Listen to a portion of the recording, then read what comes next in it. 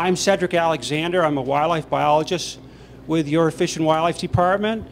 And thank you all for coming out for our third March deer public meeting, where Adam Murkowski, our deer biologist, will be reviewing the results of last year's season and giving you a forecast based on the Winter Severity Index for the coming year, and then also giving you a description of where we are in our comprehensive deer management planning process. He'll explain all of that, and then we're going to turn it over to you folks to provide us with your comments or ask questions. John Gobel, John, can you just stand up, please? Is one of your regional district wildlife biologists out of the Essex Junction office.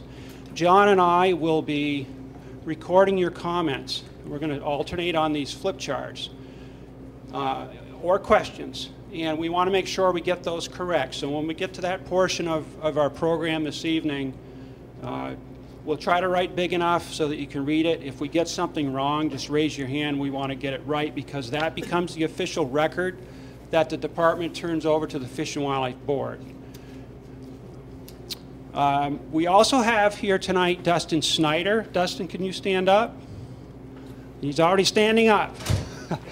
So he's one of our newer game wardens, and Dustin was assigned to the Franklin County District in early January of this year. And we also have two of your Fish and Wildlife Board members here tonight. Pete Allard, you want to stand up, Pete?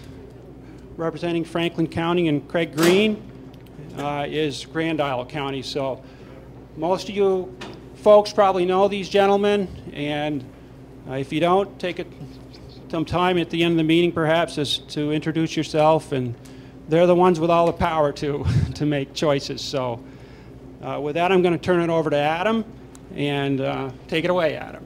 Thank you, Cedric. I don't need that. Oh, you don't need that. As Cedric said, my name is Adam Murkowski. I'm the Deer Project Leader with the Vermont Fish and Wildlife Department. And what we're going to do tonight is talk about the 2012 bear, turkey, and moose seasons. We'll transition, talk about the 2012 deer season. And then I would like to spend some time talking about the comprehensive deer management review process that the department is undertaking. When that's all said and done, at the end of my presentation, we'd like to hear your questions and gather any input you have on anything the department is currently doing in regards to deer management. So in 2012, hunters harvested 618 black bears throughout the state. And Vermont offers some tremendous black bear hunting opportunities. It's currently estimated that the bear population is at approximately 6,000 animals. And what hunters should know is that there's some changes for the 2013 bear season. And what's important for hunters to know is that when you buy your hunting license, you still get a bear tag, and that tag is still good during the November deer rifle season. What is different this year is if you wish to hunt bears prior to the start of the rifle season, you have to purchase a special $5 bear tag. And the reason that we want hunters to purchase that bear tag is because we'd like to get an estimate of hunter effort and hunter distribution. And later we'll talk about the Deer Hunter Survey and the type of information that allows us to learn about Vermont's deer herd. And we want to apply the same principles to Vermont's black bear management program. So we need hunters to purchase this tag so we can have an idea of how many people are hunting bears, where they're hunting, and how much effort they're putting into pursuing bears. And having that information allows us to interpret our harvest data much more clearly. So these steps are meant to enhance bear management in the state.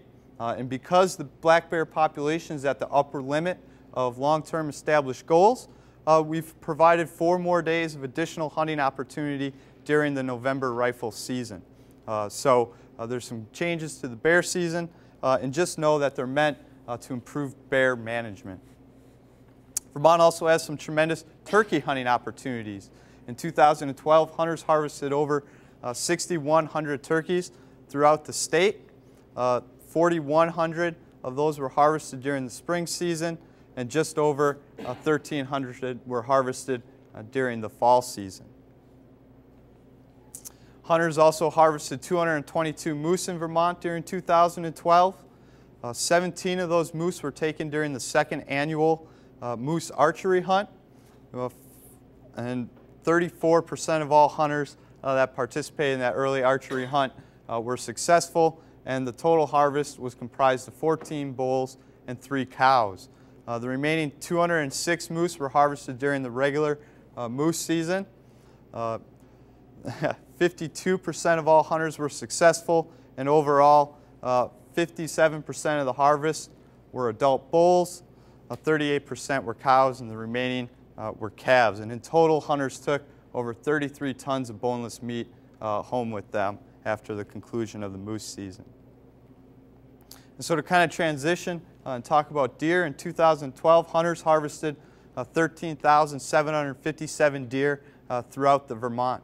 And so if you look at things in a historical perspective, oh, thought I had a slide in there, it's a good time to be a Vermont deer hunter.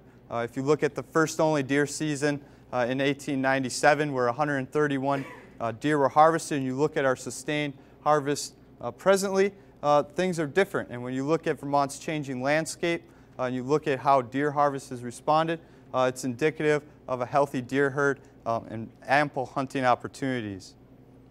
And before we start talking about the 2012 seasons, the first thing I'd like to talk about is keeping Vermont's deer healthy. And right now our primary concern relates to chronic wasting disease.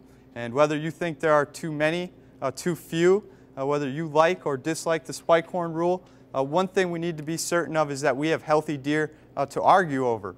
And within the past year, 5 states have confirmed CWD, bringing the total to 23. And we're very concerned about the possibility of that being introduced into Vermont's deer herd.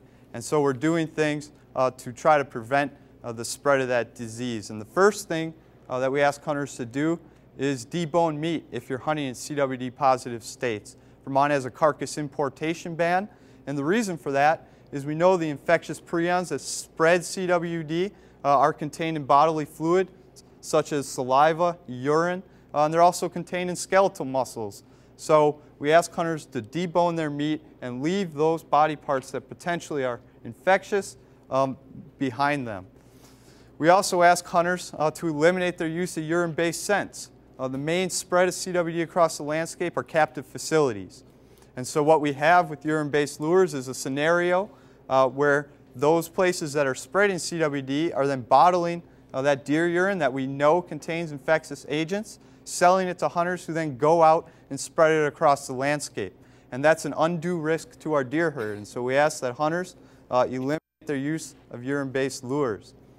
And because we're asking hunters to sacrifice and do those things, it's important you know that as the department, we're doing everything we can to make sure that your efforts aren't done by the movement of sick cervids to, through, or from Vermont in relation to captive hunt facilities. In 2012, all 24 wildlife management units in the state were open to the taking of antlerless deer during the 2-day youth hunt. 23 of 24 wildlife management units were open to the taking of deer using archery equipment, and 15 of those units were slated for additional antlerless permits during the late muzzleloader season, and 8 units were open to the taking of antlerless deer by archery equipment only. Oh, there it is. And so if you look at Vermont's harvest in 2012 compared to the historic rates, it's a good time to be a Vermont deer hunter. And if you think about Vermont's changing landscape and you look at these numbers, that's reflective of a deer management strategy that's working to keep Vermont's deer healthy. A little bit closer look at these trends. This shows deer harvest rates from 1998 through present. And what you see are those black bars represent the buck harvest every year, and those light gray bars show the remaining harvest, the antlerless harvest. And combined, they demonstrate the total harvest. And these graphs have remained relatively stable. Buck harvest and antlerless harvest have remained fairly stable. And that's a primary goal of deer management, is to avoid the ups and downs of populations that are out of balance with the habitat. If we look at the harvest percentages by season, we can see that the archery harvest comprised 24% of the overall harvest. The harvest during youth weekend comprised 13% of the overall harvest. The rifle season accounted for 45% of the overall deer harvest, and the muzzleloader season accounted for the remaining 18%. If we look at the type of deer that were harvested in Vermont across seasons, what we can see is that antlered bucks comprised almost 60% of the overall harvest. Adult does comprised a third of the harvest, and buck and doe fawns each comprised 4% respectively. If we look at the archery harvest, what we see is that archers continue to be very important to deer management in Vermont. And the reason that they are important is because hunters are generally people who spend a lot of time in trees observing deer moving naturally. And so they're in a position to make informed harvest decisions. And they play a very important role in making antlerless deer harvest decisions in the state. And that's reflected in the fact that 3/4 of the overall archery harvest are antlerless deer, and the remaining 23% are antlered bucks. So archers remain very important in our ability to have hunters assess local deer herds and make informed harvest decisions. If we look at the composition of the youth harvest, what we can see is that 29% of the overall youth harvest were antlered bucks, 46% were adult does, and 13 and 12% were buck and doe fawns respectively. And youth weekend's important not only because it is an opportunity for youth to make lifelong memories with family and friends, but as a data collection period for the department. And we'll talk about the data that we collect in a little bit. And overall, 1,827 deer were harvested on youth weekend. If we look at the muzzleloader season, just over 2,400 deer were harvested. 26% of those were antlered bucks, 63% were adult does, and 6 and 5% were buck and doe fawns respectively. And these composition rates are different from 2011, largely due to an increase in the number of antlerless permits that were issued throughout the state in 2012. In 2012, there were 11,657 hunters who were successful. And of those hunters who harvested a deer, 87% of them harvested a deer, a single deer. Of those that harvested a deer, 11% harvested 2, and 2% harvested 3. So when we talk about multiple bag limits, what's important for hunters to understand is there are places in Vermont where deer are locally abundant and they can sustain an annual harvest. And hunters in those areas need that 3 deer limit, that tool in their toolbox, so they can have the ability to manage their local deer herds for deer herd health. And even though there is a 3 deer limit, even amongst those hunters who are successful, a very small majority, a very small proportion actually harvest more than 1 deer. So that's important that hunters have that tool in their toolbox, even though an overwhelming majority of people do not utilize it. So as I mentioned, youth weekend is important primarily because youth can go out and harvest a deer, any deer without regard to antler characteristics or sex. So each year the department runs a number of biological check stations on youth weekend. This year we ran 23 of those check stations throughout the state, and biologists examined just under 600 deer. We also operated 5 check stations during the opening weekend of the rifle season, and biologists examined over 140 antlered bucks. And if we look at this graph, this is the age distribution of deer that were brought to biological check stations during youth weekend only.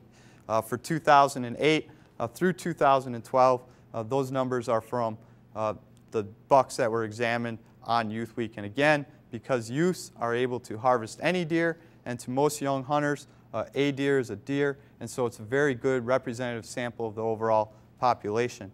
But we can see that yearling bucks comprise just over 60% of all antlered deer that were examined.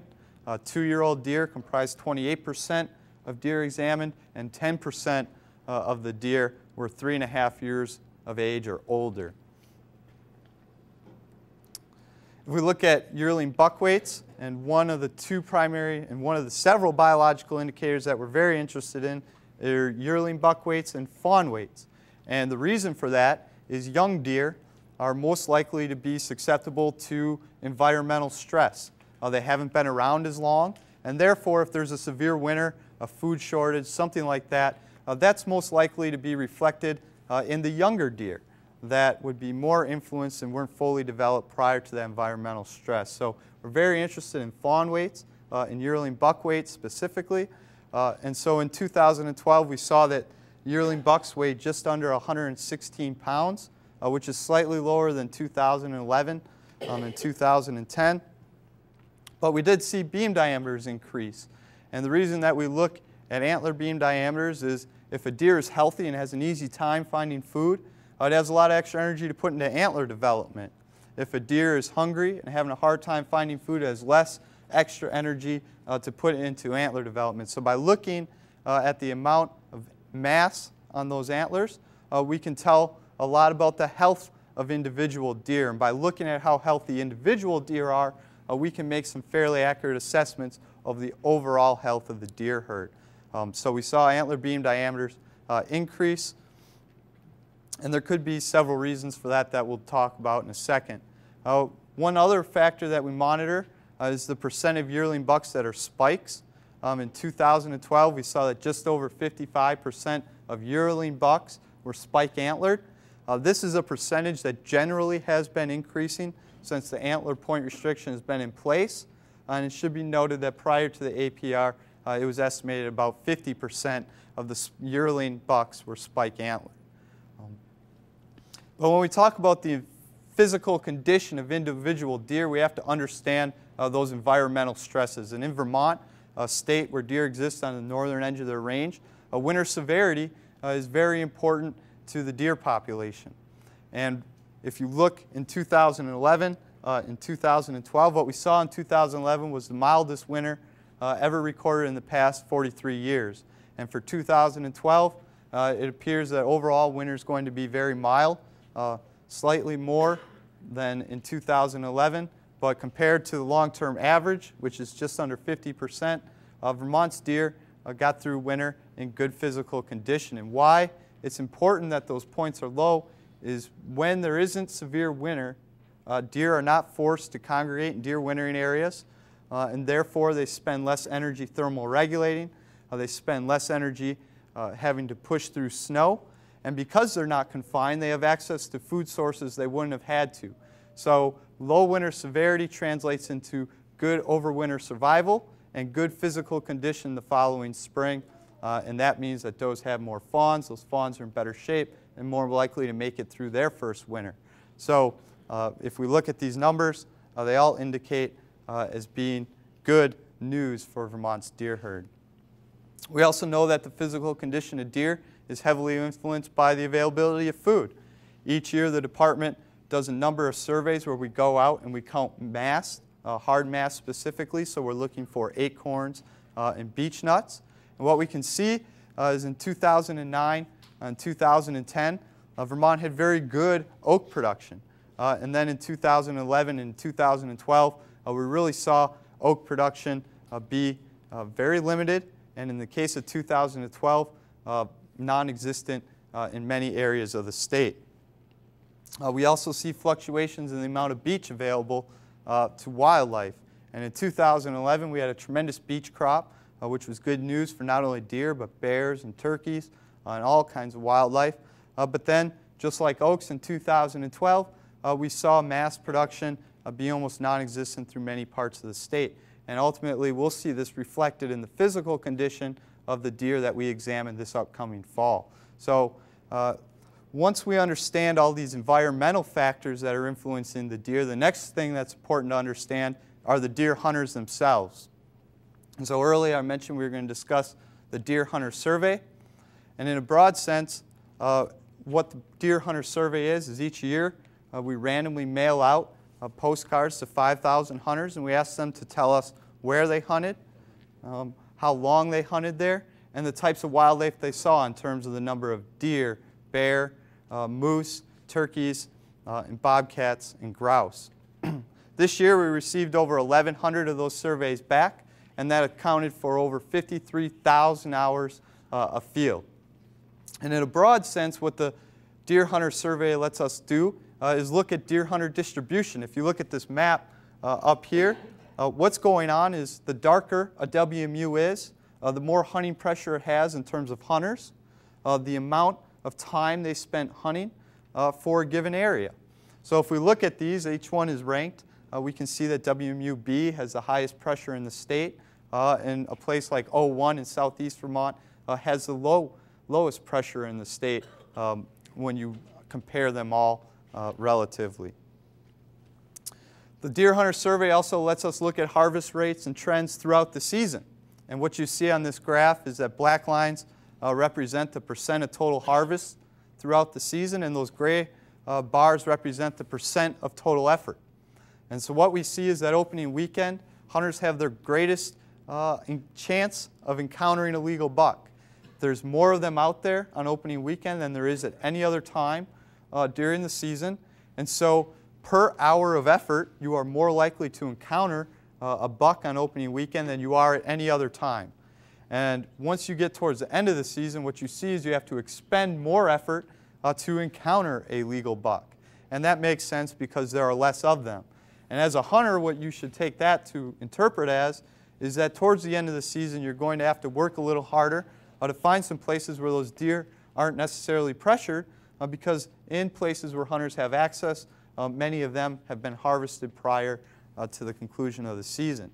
And you also see some fluctuation in deer observation rates throughout the week, indicating that deer behavior is influenced to some degree by hunter behavior as well. On a very fine scale, what we can do is look at deer sighting rates. This is the sighting rate for 2003 through present for the Lake Plains, so units WMUs A, B, F1, F2. And what we can see is that hunters saw over 3.5 deer for every 10 hours of field. And these black line represents the total number of deer seen. This red line represents the number of does seen, and they correspond to this axis. This green line is the number of bucks seen per 10 hours. That's on a different axis, but they are scaled to show the same trends.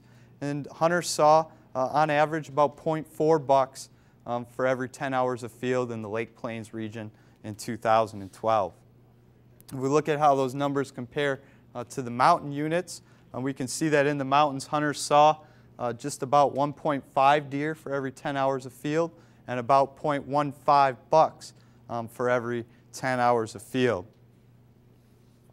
For the north central part of the state, what would be WMUs D1, D2, and E, we can see that hunters saw approximately 1.5 deer for every 10 hours of field.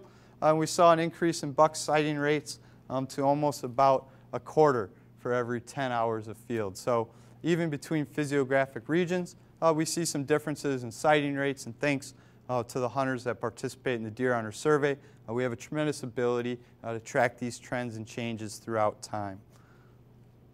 We can also look at the number of antlerless permits given out and how that translates into hunter success.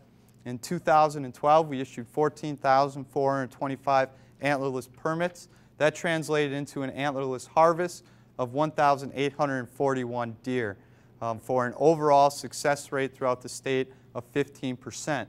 What we see is that on a WMU basis, on a year-to-year basis, there's some fluctuation in permit success rates. By and large, these rates remain very stable. But as an example, units O1 and K1 in 2012 had a permit success rate of 11%. And in unit D2 or D1, it was as high as 24%. So we see some variability on a WMU to WMU basis. But by and large, these success rates remain very stable year to year. And so what I'd like to do now is kind of shift gears and talk about the comprehensive deer management review process that the department is undertaking. And then I'd like to discuss some of the survey results of the first deer hunter survey that the department completed last month. And then we'll take your questions in a few minutes.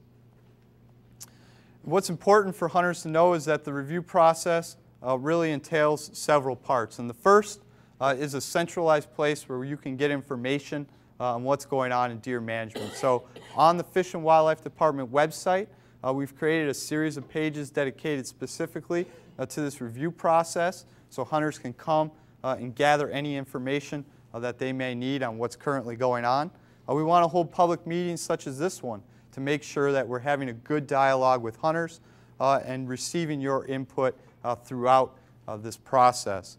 We also want to conduct surveys, and ultimately we'll be forming some regional working groups made of hunters themselves to go through and shift through this input that we're gathering and interpret it for the different areas that they hunt in throughout the state. As I said, it's important to have a centralized place where hunters can gather information about the process. And we also want to use that website as a medium to not only recruit for the regional working groups, but provide a venue for members of the public to communicate with those groups and provide a channel for people to have a dialogue. We also want to use it as a venue to not only provide online surveys for hunters to take, but provide you the results of those surveys. And right now, anyone can go on the department's website and see the results of the first deer hunter survey if they so wish. As I mentioned, it's also important that we hold public meetings such as this one here tonight. And the reason is so we can present you the latest management information and perhaps more importantly, gather your input. And it's very important, and we're very appreciative of you all taking your time and know that we are here to listen, and your input is truly valuable throughout this process. And ultimately, once we've gathered all this input, the best people to interpret it are deer hunters from throughout the state. So what we've done is we've formed 3 regional working groups that correspond to the Lake Plains and Western Foothill regions of the state, to the mountains in the Northeast Kingdom, and to the East Central and Eastern Foothill regions of the state. And so the purpose of these groups are going to be to have hunters from throughout these units gather the data that the input we have received and interpret it for their different areas. And ultimately, if that input determines it necessary, discuss some potential management options on what alternatives are potentially out there. And ultimately, these groups will make a recommendation to the department that we will use in our recommendation to the Fish and Wildlife Board. And as I've been mentioning, we're also very interested in conducting deer hunter surveys, and we're primarily interested in questions that ask, why do you hunt? What is important to you when you go afield? And we also want to get your thoughts on current management strategies. What do you think about current season structures and harvest regulations? And what we're going to do is go over some of the results of the first survey. And in the big picture, what we're going to do is take the results from this first survey, digest that, look at those, come back to the hunters in the form of another series of public meetings, say this is what we heard, this is what we think this can result in terms of management, and get your feedback and have that iterative process back and forth. And we're going to ultimately, before we make any recommendations, turn that into a second survey where we'll come to the hunters of the state, say this is what we've been hearing, these are what we think potential options are, and make sure that we have vetted that through the hunters of the state prior to making any recommendations. And that'll occur later this summer. And so one thing we were primarily interested in is, again, why do you hunt? So we asked deer hunters, how important is it that you have the opportunity to harvest any deer, regardless of age or sex? And what we saw was that over a quarter of respondents said that was not at all important to them. And in fact, less than 15% of hunters said that that was very important. We also asked, well, how important is it that you harvest an adult deer? And what we see is that that not at all percentage drops down significantly, and that hunters are very interested in having the opportunity to harvest an adult deer. And this is reflected in our harvest composition. What we see in Vermont is hunters strongly select against harvesting young animals. And there's no biological reason to do that. In fact, I think you can make some good arguments why that may be a good management strategy, a harvest strategy. But we see the response to this question also reflected in our harvest stats. We ask hunters how important it is to have the opportunity to harvest an antlered buck. And what we see is an overwhelming majority of hunters said that is important or very important to them. And if you look back at Vermont's first only buck hunting season, 1897, Vermont has a very strong tradition of buck-only hunting. And that's reflected in our overall harvest composition. Most of that are antlered deer, and it's reflected in the survey results.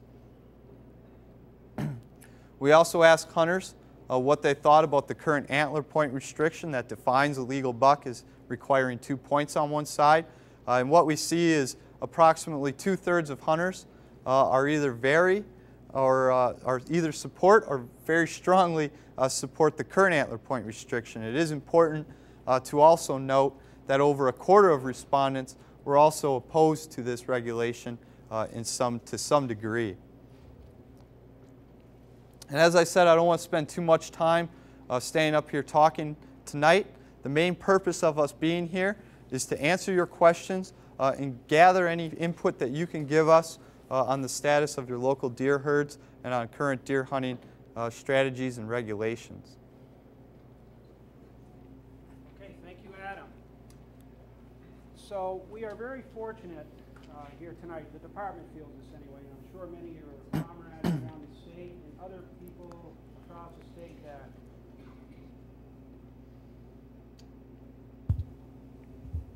how's that? Okay. Thank you, Joe. What I was saying is that the department's very grateful that Vermont Public Television is streaming tonight's meeting, and that allows folks from across the state and indeed beyond the state's boundaries, obviously, to watch this meeting and hear Adam's presentation and hear what you have to say. So Joe from Vermont Public Television is going to carry this mic to you folks so that folks that are watching tonight's meeting on the web can hear what you have to say. The department would like to know your name and what town you're from. So I'm going to turn this over to Joe, and Adam will try to answer questions, and if there's something that Warden Snyder might be better able to answer, we'll ask him to try to do that, or perhaps John Gobel or myself might be able to answer a question, but we expect Adam will have most of the answers. My best Phil Donahue and run over to you. So, just a comment? Yes, sir. How did you arrive at your 10-hour time frame for seeing deer and animals? So each year when we distribute the hunter effort surveys to hunters, we ask them to specifically tell us which WMU they are hunting in, and then for every day that they go hunting, we ask them to tell us how many hours they hunted and how many deer and other wildlife they saw while they were out of field. So once we get all those cards back, we tally those totals by WMU and convert those into sighting rates.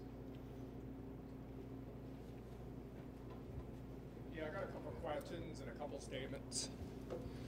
I didn't get a doe permit the last 2 years in a row. That's wrong. And I don't need a hunting and fishing license. I'm Indian. Kidding. New game warden, you'll get used to me. Ronnie Burr out of St. Albans.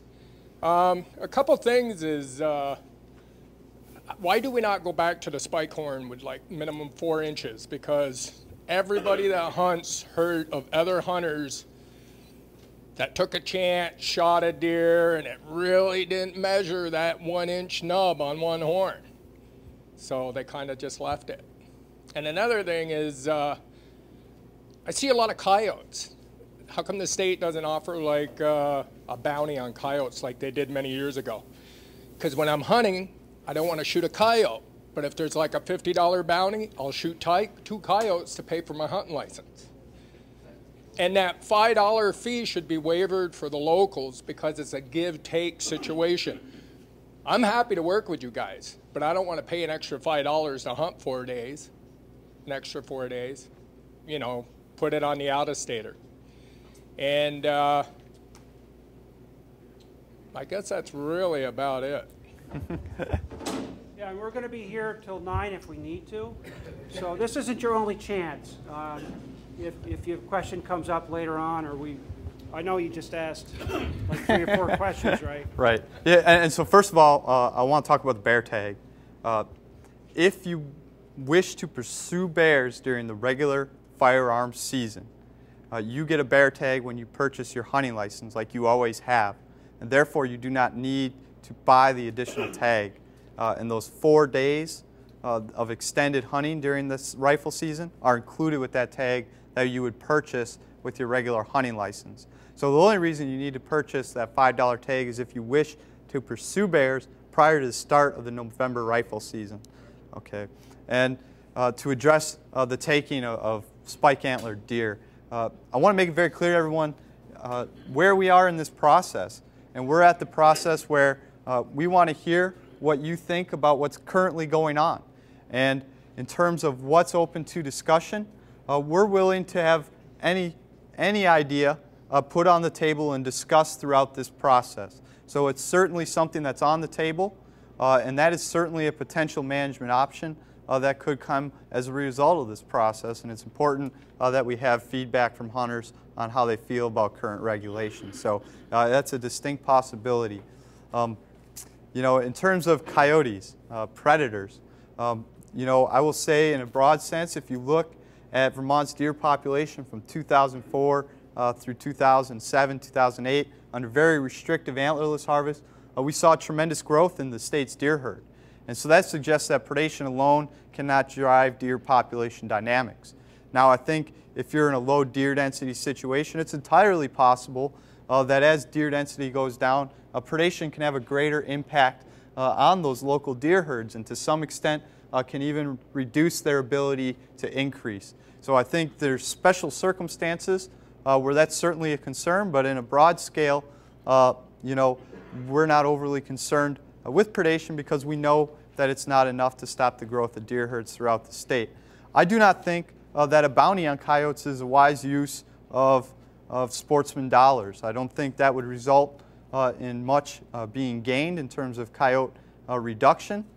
And I would say that there's also already a price on coyotes. If you are lucky enough to harvest one and sell the fur, that's about the price that states are paying for a bounty, and I don't think that would be a good use of our resources. Yeah, I don't so. think you're giving $50 a hide. So, you know, for the hide value, it's worth nothing. Right. And last year, one got my deer before I got my deer.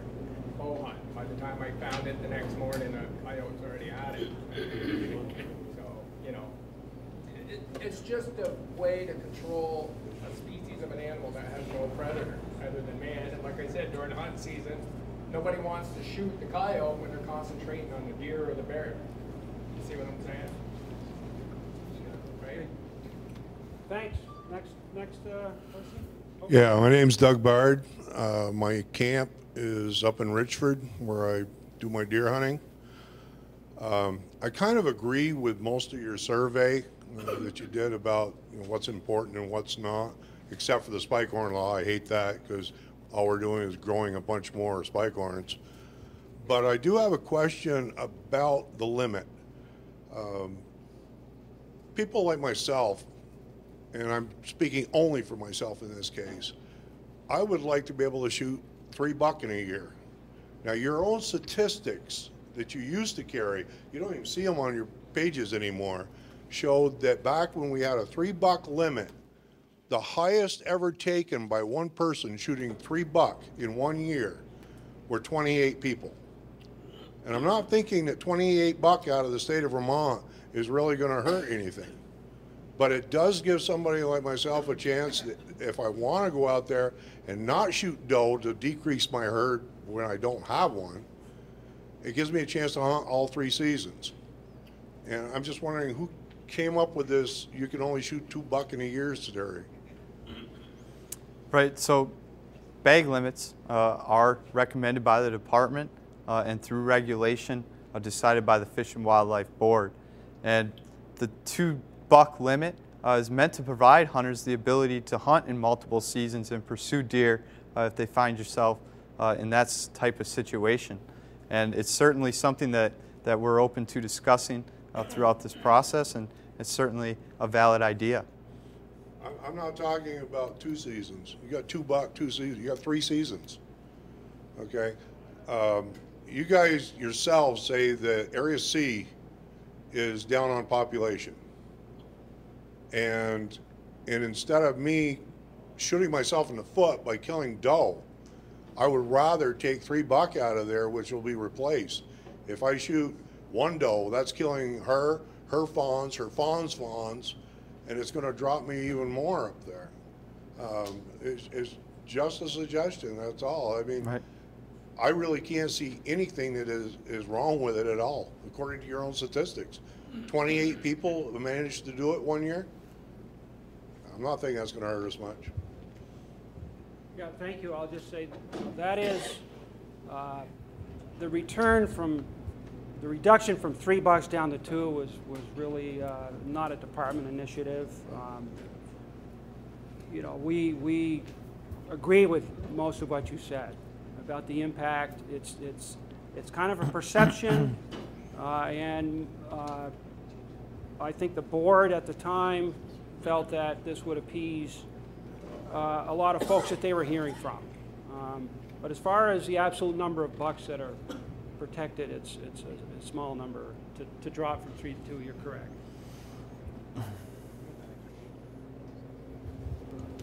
Hi, I'm Tom Wilson from South Hero, and first I'd like to compliment you on your website. For people who don't look at it, there's an abundance of information, and it's really come a long ways in a short period of time, so it's nice. The question I have is on the enforcement of the antlerless restrictions. I get mixed messages oftentimes. I have been closely associated with someone who shot one mistake, and she turned it in, and she got points against her hunting license. What is the policy? I mean, do you prosecute people? Do you fine people? Or is it on case, you know, every case different, handled differently? You know, there's certainly, you know, we don't want anyone to feel like they're turning into a criminal by going deer hunting and harvesting a deer. Unfortunately, there are mistakes that are made, and there's some discretion given to law enforcement in their ability to enforce those rules. And, you know, unfortunately, just because it's a mistake, you know, you can't bring a bullet back once it's out the chamber, and there's unfortunately sometimes consequences involved with that. And I think, you know, that goes to an overriding question in terms of regulation. There's always going to be mistakes that are made, and there's always going to be people that try to play the system for their advantage. And that's unfortunate, but I think overall we have to believe that an overwhelming majority of hunters are good people and make good decisions unless they do so unknowingly. And I think we have to go into this review process with that in our minds, that an overwhelming majority are good people and are going to play by the rules, and there's nothing we can do about those unfortunate mistakes or those people who are going to manipulate the system no matter what the rules.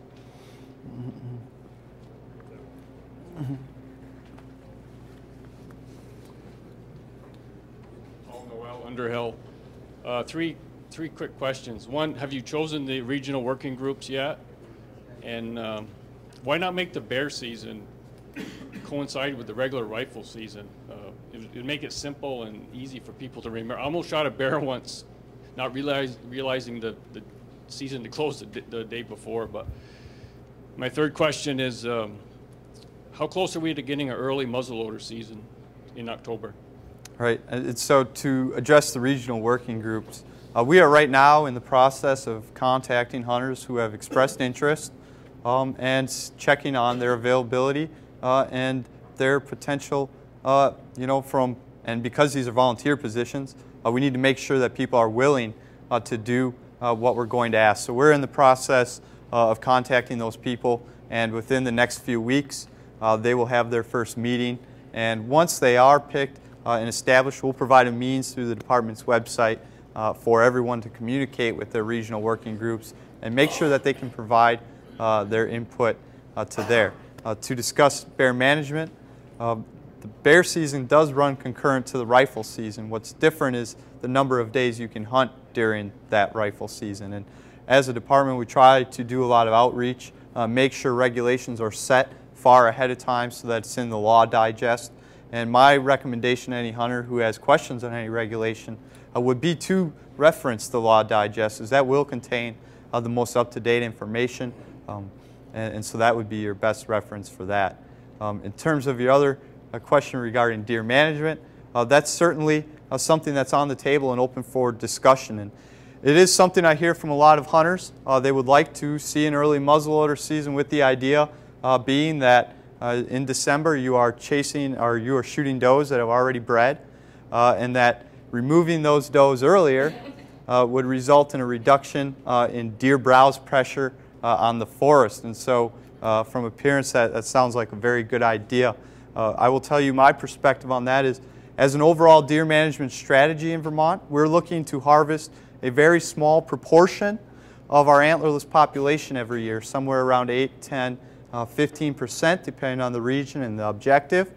So when you compare that to a Midwestern state where each year they're harvesting 20, 25, 30, 35% of their antlerless population, it's much less aggressive, and that's due to the number of environmental factors playing on Vermont's deer herd. So as a percent of the overall population each year, we're harvesting very few of those antlerless deer, and about half of those total antlerless deer are harvested in the late muzzleloader season. So we're not harvesting a significant portion of those deer during the late muzzleloader season, and therefore harvesting them early from a population standpoint isn't going to have a difference on the amount of food available to all the deer. I would also point out that most breeding in Vermont occurs after the start of the rifle season, and if hunters are concerned about bucks wasting energy chasing does, I would put the question to you, then wouldn't it make sense to simply leave twice as many bucks on the landscape so they all have to chase half as many does? And I think that's an important question to ask as you go through this review process. But an early muzzleloader season is certainly something that's on the table, and I think it could be part of an overall solution, but I think by itself we wouldn't see any drastic changes in Vermont's deer herd as a result of it.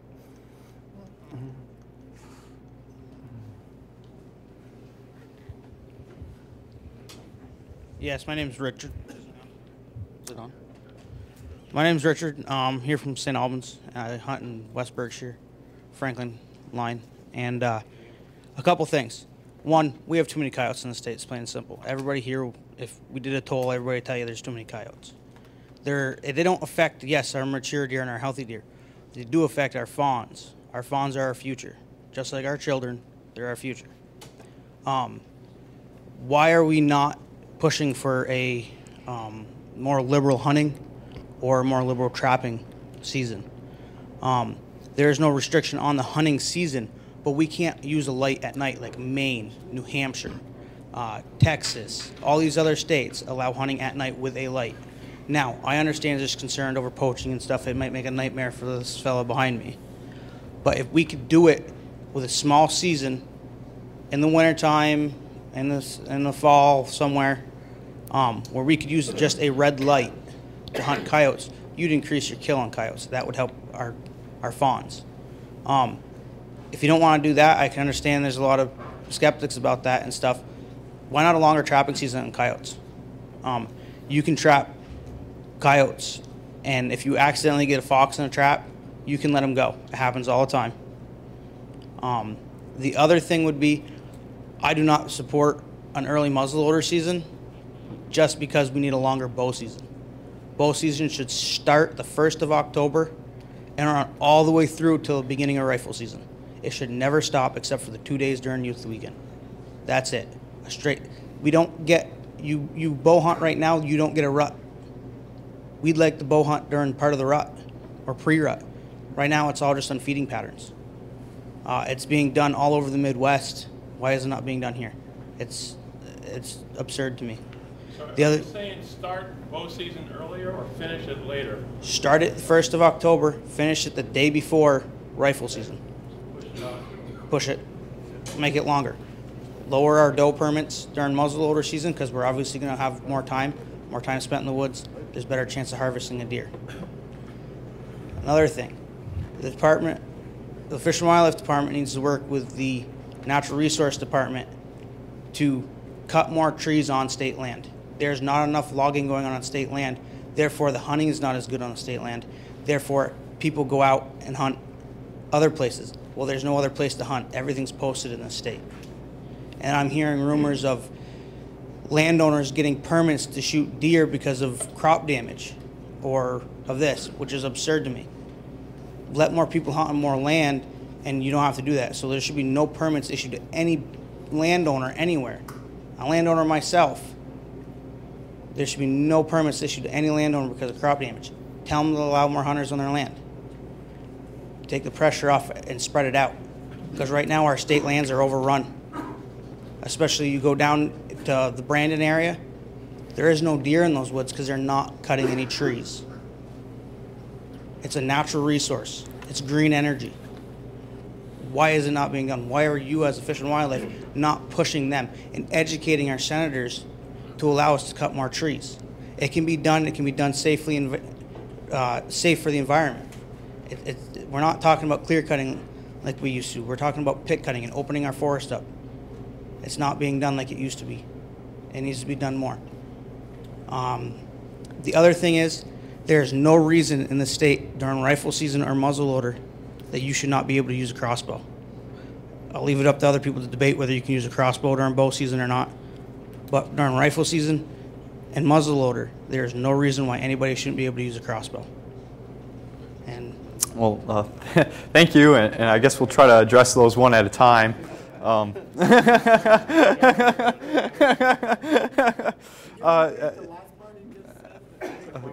About the crossbow, should be a legal implement during the rifle and muzzleloader season. He will leave it up to us to discuss the remaining details. You know, so to start with state lands, there is a lot of cutting and activity and management on state-owned lands.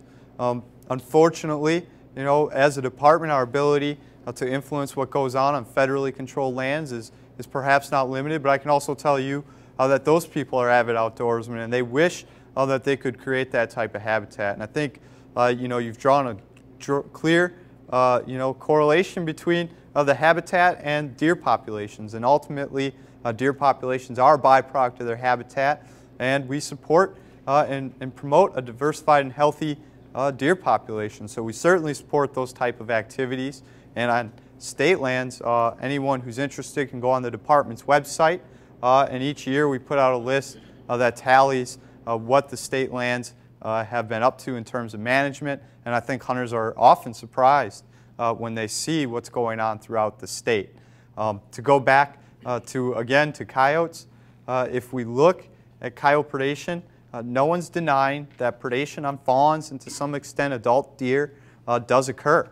And that's a very important thing to consider when you model deer populations, and it certainly is. We not only make estimates of overwinter survival, but we make estimates of over summer fawn survival. And what I'll say is if you look at the teeth that we send in each year, what we see is that Vermont has a tremendous doe age structure.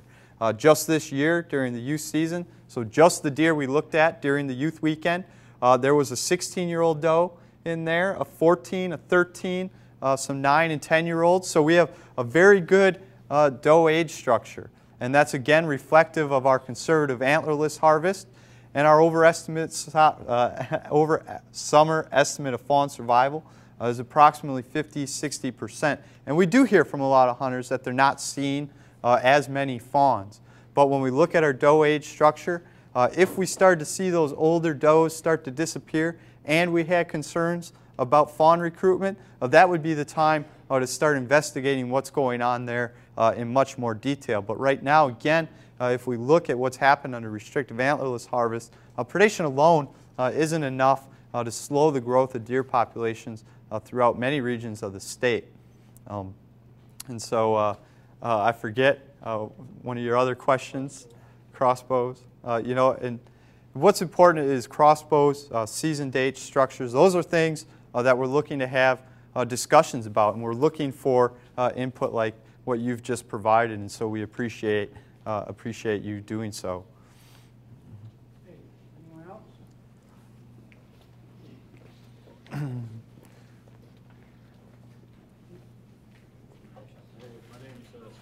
In Georgia. One thing I just wanted to say about bag limits is I think something that people overlook is the number of bucks. If you were only allowed to shoot 1 buck but 3 deer, or 3 buck, the bucks that get shot, I think, are significantly different. You're not going to shoot a 4-pointer the first day of rifle season if that's the only buck that you can shoot. So folks that are interested in deer with larger horns don't necessarily have the same opinion of I know a lot of people don't get 3 bucks, but the people that get 1 would think harder before they actually shot that deer. I think that's a very valid point, and you know, again, that's certainly something to be considered as we go through this process.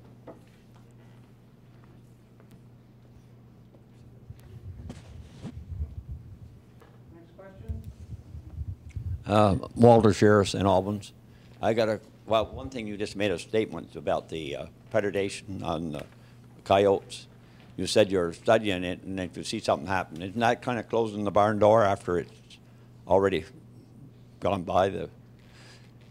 I mean, there's a lot of fawns being harvested by coyotes right now. If you wait to see that, then you've already waited too long, haven't you? Well, we're continuously monitoring that situation. What I am saying is that each question. I got 2 questions, then you can answer them all. The other question is, I'm an older hunter, and has there ever been any consideration? You treat youth special. We're older. We're still contributing. I know we don't have to buy a license, but we have to buy everything else to hunt. How come you never considered maybe allowing hunters 65 or 70 or whatever over to harvest a spike horn if you keep the spike horn rule in? Right. And the other thing is there any consideration to allowing crossbows like the other gentlemen's? So yeah, so we'll start again with the coyotes. What I was saying is that each year we take into account overwinter survival, which takes into a number of things, including predation. And each summer we make estimates of over summer fawn survival. So that's something that's being taken into account each year. Each year we're also aging a large number of deer. And the age distribution of our doe population would suggest that it's very stable, and it's comprised of a wide range of very evenly distributed out older females. And that's very good in terms of the deer's ability to rebound.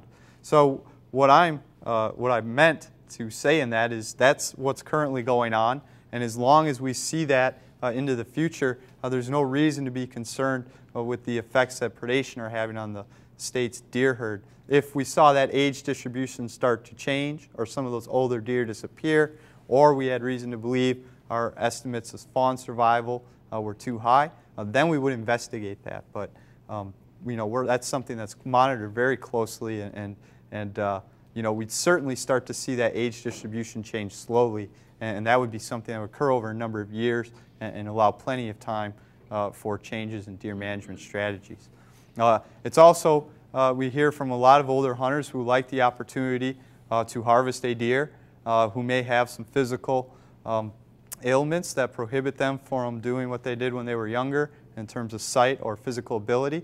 And that's certainly a valid discussion. A large majority of Vermont's deer hunters are aging, and so that's a very valid consideration and something to be discussed. And the same goes for the crossbow discussion. There's certainly a lot of talk around crossbows, and in fact a petition was made to the Fish and Wildlife Board last year regarding the use of crossbows, and we asked them to table that petition so we could involve it in this overall discussion of deer management strategies with hunters. So it's something we intend on addressing through this review process.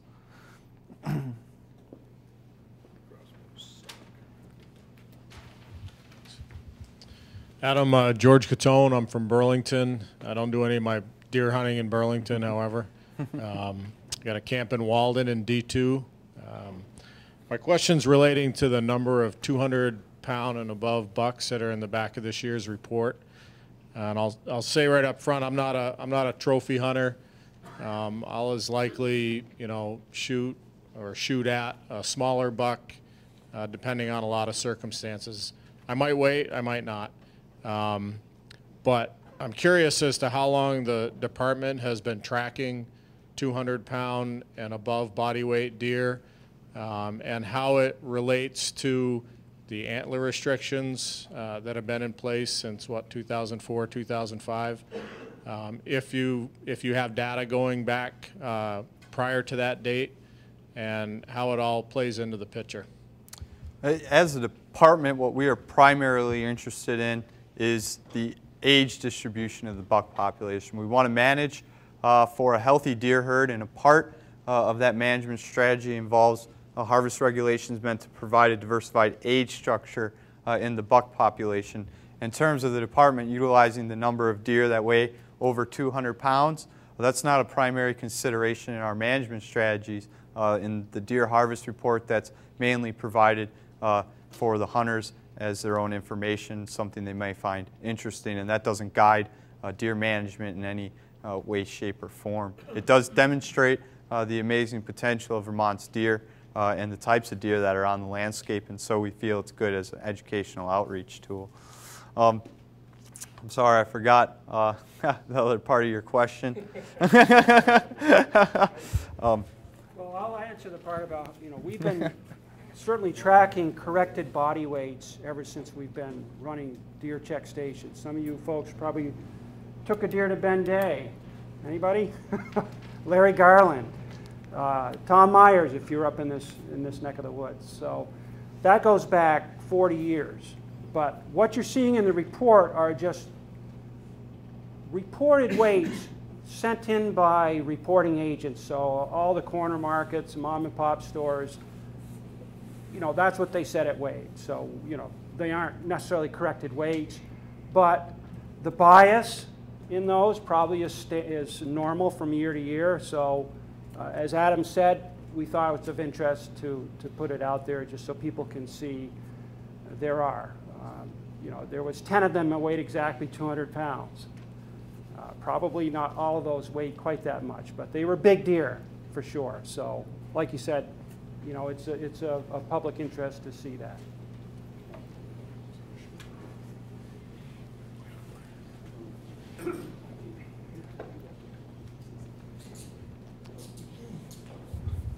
Hi, Kevin Reed, Enosburg. Just want to say I'm totally against the spike horn rule. But I also wondering why you haven't split C.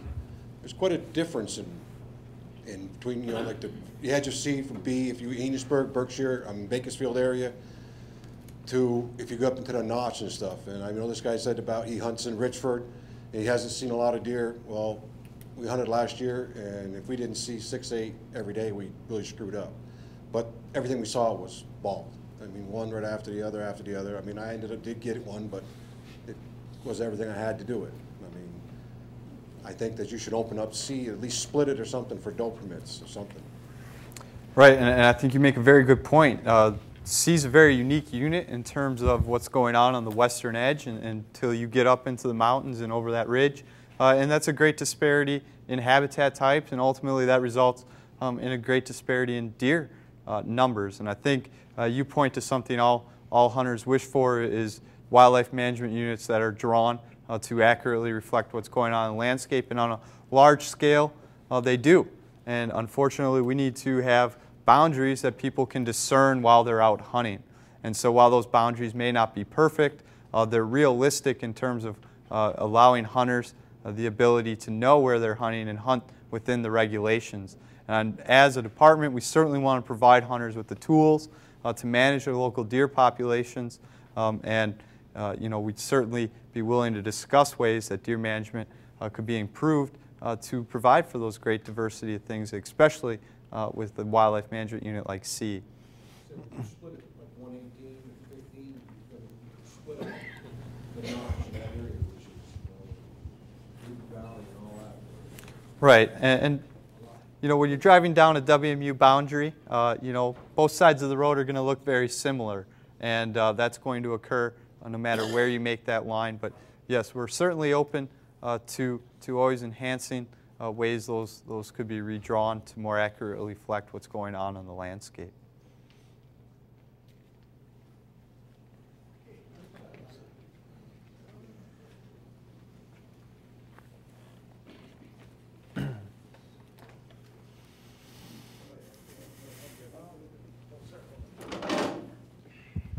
John Mayville, Milton. I was just wondering if the department has a full-time bear biologist now. Yes, sir. Yes, do. there is someone who is dedicated to the management of the black bears in the state. All big game species are also are provided input by biologists throughout the department before any management recommendations are made. So it's really a team effort, and especially on things such as bears or deer. You know, everyone in the department's involved in the management of those species at some point throughout the year, whether that be working directly at a check station or protecting habitat through things like Act 250 permits. Is there any consideration taken on the fact that fawns are pretty susceptible to bear attacks, aren't they? Predation? Right, and you know, when we talk about predation, what's also important for hunters to understand is that what type of habitat you are drives the types of predators that are present, and in different types of habitats, different predators predate fawns, and so there certainly is given consideration to bear predation, and that's taken into account when we also discuss coyote predation and those things. So we make an estimate of how many fawns are predated, and that takes into account all types of predators. Joe, that's three behind you also, Joe, that will be lined up. Just point me in the right direction.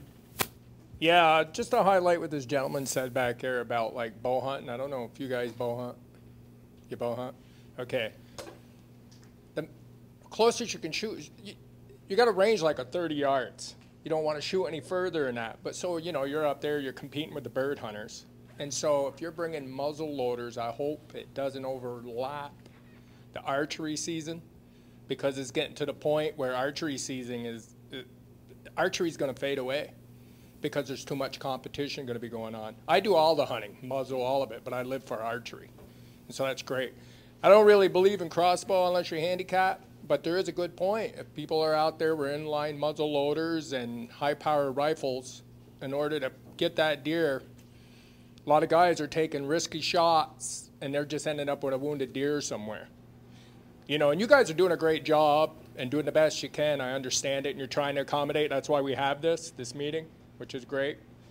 But, and there is that, it's a good idea, something for senior citizens, because I got a family member, he won't hunt anymore because he can't compete with everybody else hunting. He's too slow to get out there, and it's just too hard. It's just too hard for an older person usually to compete with younger hunters. But the primary, and here's one question. I don't post my land because I try to have something open, because if anybody hunts, everybody hunts here, everything's posted. So I decided to leave mine open. So I went there last year to hunt. I couldn't hunt there. About every 30 yards there was a tree stand and somebody was in it. And I asked these guys, I go, man, you guys all, and all of them are saying, I don't have a place to hunt. I don't have a place to hunt. I don't have a place to hunt. Is there something in the future where there's some sort of incentive for people that post their land where they will have it open for hunters? Because it's getting so bad that, you know, people are just going farther north to hunt, and it's just getting just as bad there where everything's posted. Because I inquired on a few people, even though I got the land, they go, hey, unless you're haying for me or sugaring for me, you better not be on my land. So it is getting harder for avid hunters to hunt because everything's posted. Right, and I think you make a good point, and hunter access has been determined to be you know, a main driver of hunter participation, so it's important that that be addressed. In terms of what the department can do, ultimately that comes down to individual hunters and landowner relationships, but one thing the department has done is start to have discussions on ways that those rules and regulations can be changed to more reflect what's currently going on in terms of hunter access. The department has also started the Connecting Hunters and Landowner program to help address places where deer are locally overabundant, potentially causing damage to timber resources, and apply that pressure on very small scales. So in a broad sense, the answer is yes. The department is working on multiple fronts because it understands that hunter access is paramount to the hunting tradition in the state.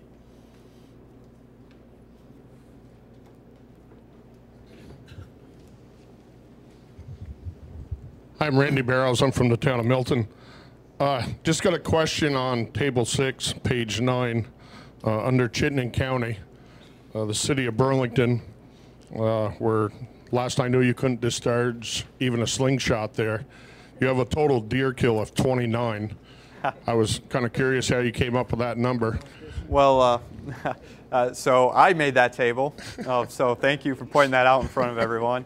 You know, so what happens is when a deer is registered, we ask hunters to report the town that it was harvested in. And in a case like Burlington, you have South Burlington and Burlington town, and you have those things going on. And so what happened was that deer was put in as being registered in one of those Burlingtons, and I simply put it in the wrong field in the table. And I can assure you that, as far as I know, no one broke any laws in the city of Burlington last fall. Again, appreciate you pointing it out. Keep up the good work. All right. And my other comment is I'm entering my 29th year teaching hunter safety for you people. The kids always ask at the end of the class what the pay scale is for it, and we all know that's nothing. I tell them what I want is if they harvest a deer in Vermont, I like either a picture of it or someone to stop by and show me the deer. That's my reward from it. Needless to say, I don't have a very full photo album. And when I run into these kids in the grocery store or around town, I ask them how their season went. It's usually something like I went out 3 or 4 days, froze my keister off, more fun sitting home playing the video games. That concerns me, all the effort you folks put into teaching the youth, but yet, to me, there's not enough deer population to keep these kids active. A lot of the people in this room are a little gray around the edges, and I severely worry about what's going to happen when we're gone, because the youth is kind of our future. So. Right, sir. And first and foremost, the department, and on behalf of all the hunters here, we would like to thank you for your service. Volunteers such as yourself are critical to what the department does each year and will continue to do. And hunter instructors are critical to fostering the hunting tradition. And so, you know, we are deeply indebted to all our instructors. And I think you bring up an interesting point. Kids nowadays are put forth with a plethora of activities, and hunting may be one of those that is challenging to find time. And it is a concern that I hear from a lot of people, that it's hard to get kids excited about deer hunting if they're having a hard time seeing deer. And I think there are some ways that we could perhaps provide enhanced youth recruitment opportunities.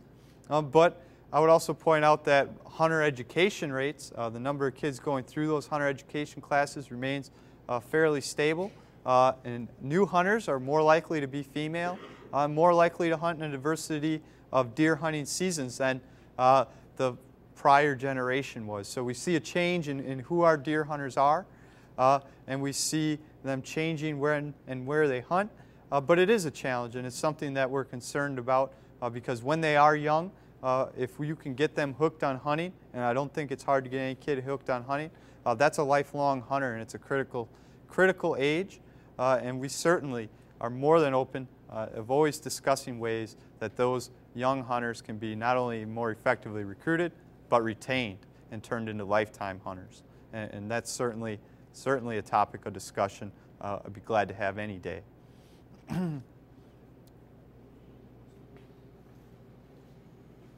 don't we try somebody that hasn't spoke yet, and we'll get back to you. My name's Alex Potvin. I'm from North Hero, and it's predominantly where I do all my hunting. I was wondering what your guys' thought was on the antlerless or the spike restriction, and maybe opening it back up to spikes and closing it off to 4 to then having to make it 3 on one side. If you thought that might help bring the age of the buck population up that are harvested. Also, archery season, what this gentleman said behind me, extending it right into November, I think is an excellent idea. We don't, you know, in recent years, archery season has turned into summer hunting season almost. I mean, sitting in the tree stand while it's 75 degrees out is not a terrible amount of fun all the time. So something a little later in the fall would be very nice. So I think that's about it. Well, I guess I would like to address your first point, which relates to the antler point restriction. And so I think an important question to ask is, what is the antler point restriction?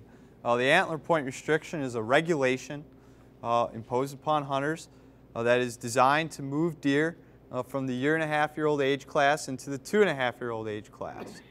And we know that the antler point restriction has done that.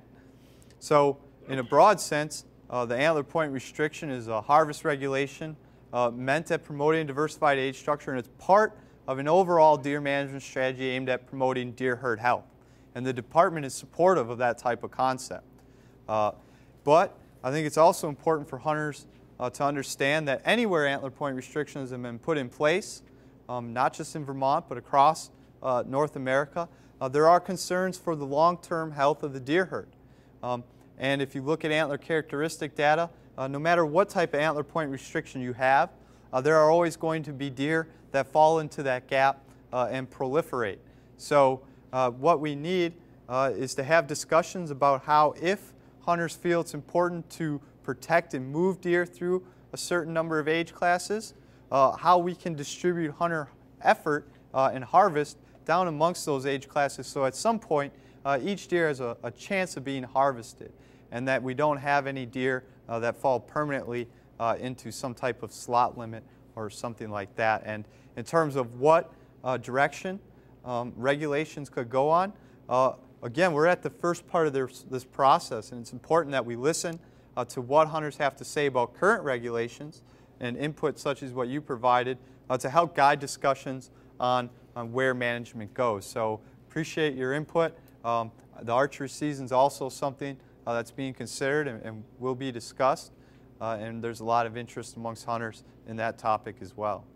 Is it not true that the majority of the deer still taken are 1.5-year-old deer? If you look at the composition of the rifle harvest, what you see is it's approximately 40% yearling deer and 10% 3.5 years and older, and the remaining are 2-year-olds. So we've seen a shift, an increase in the number of 2-year-old deer, and to some degree an increase in the number of 3-year-old deer that are registered as a percent of the overall rifle harvest since the APR was put in place.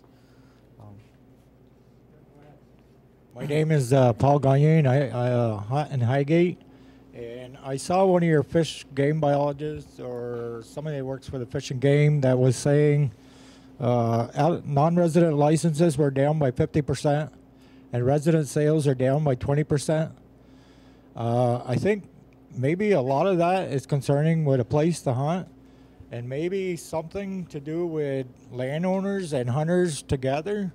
I know I'm looking in other states to hunt in, and one option is to the hunters to buy an insurance to be on the landowner's property, because I think a biggest share of the landowners don't want hunters there because they don't want somebody to get hurt and get sued.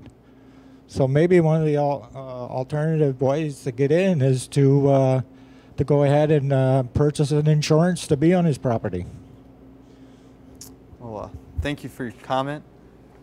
You know, what I can say, and while not familiar with specific license sale numbers, I think you are correct that the overall trend is that we've seen a decrease in the number of hunters. But the number of hunters going through hunter safety classes each year remains fairly stable. And so that decrease in license sales may be just a function of the age of our average deer hunter.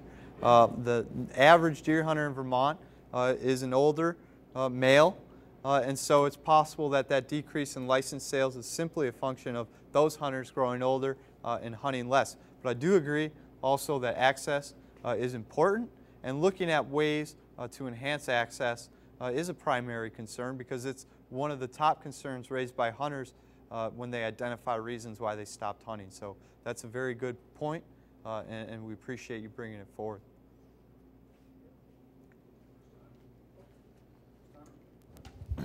Hi, my name is Bill Mayo. I'm from Franklin. I agree with the gentleman in the back when he was talking about coyote hunting and stuff like that as far as predation on deer.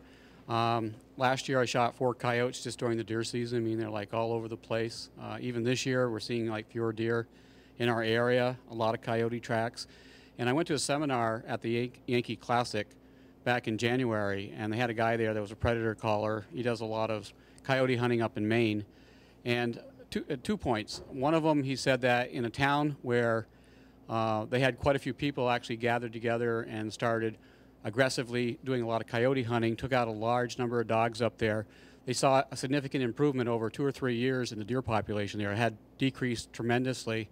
Also, to back that up, if you go on the internet and you research like fawn predation, recruitment, and stuff like that, you'll find that there's plenty of data out there in Maine that basically has a very valid concern that coyotes are taking a big chunk out of the deer herd as far as fawn recruitment in the spring. So I kind of agree with that gentleman over there about using, you know, a red light at night if we can legally do that. That's what they do in Maine. They seem to do just fine with it up there. It really increases your chances for taking out coyotes. And then the other thing I like to say is I am an archer. I can't seem to get the job done in 23 days. I like to see it go out to 31 days, so I see no reason why they can't have the whole month of October for archers. Gives us a little bit more opportunity, especially the bucks get a little bit more active at that time, a little bit more excitement. I know my friend and I had many days swatting mosquitoes and stuff like that early on in the October season, and I think it would be really nice when we get there in the cold weather, so that's all I have to say. Thanks. Yep.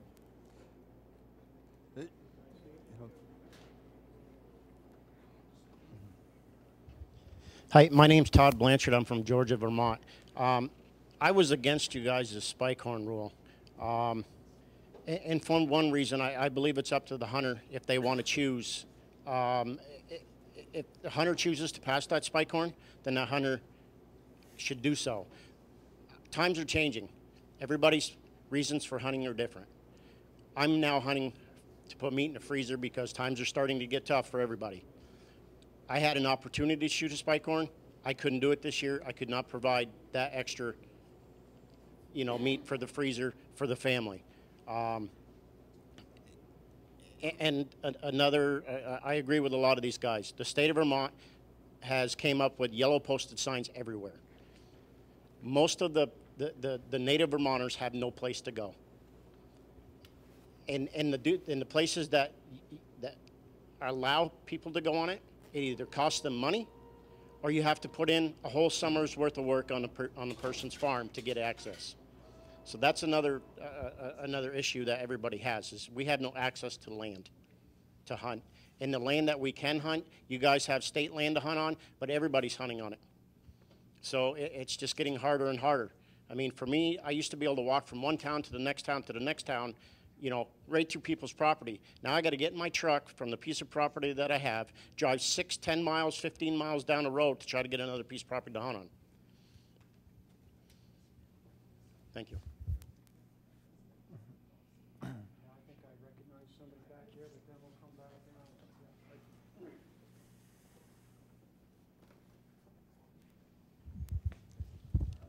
My name is Rayburn Reed from Enosburg also.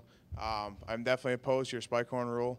Ever since you guys have implemented it, we have had game cameras up, and every year we seem to find the same group of deer that have not produced any horns, have not produced any weight. And we actually, one year, for 2 years in a row, we have witnessed one single spike horn never grew from a spike horn. I've always agreed and will always live by, once a spike horn, always a spike horn. So that deer has basically lived to over 3.5 years old. From then, we have never seen him again.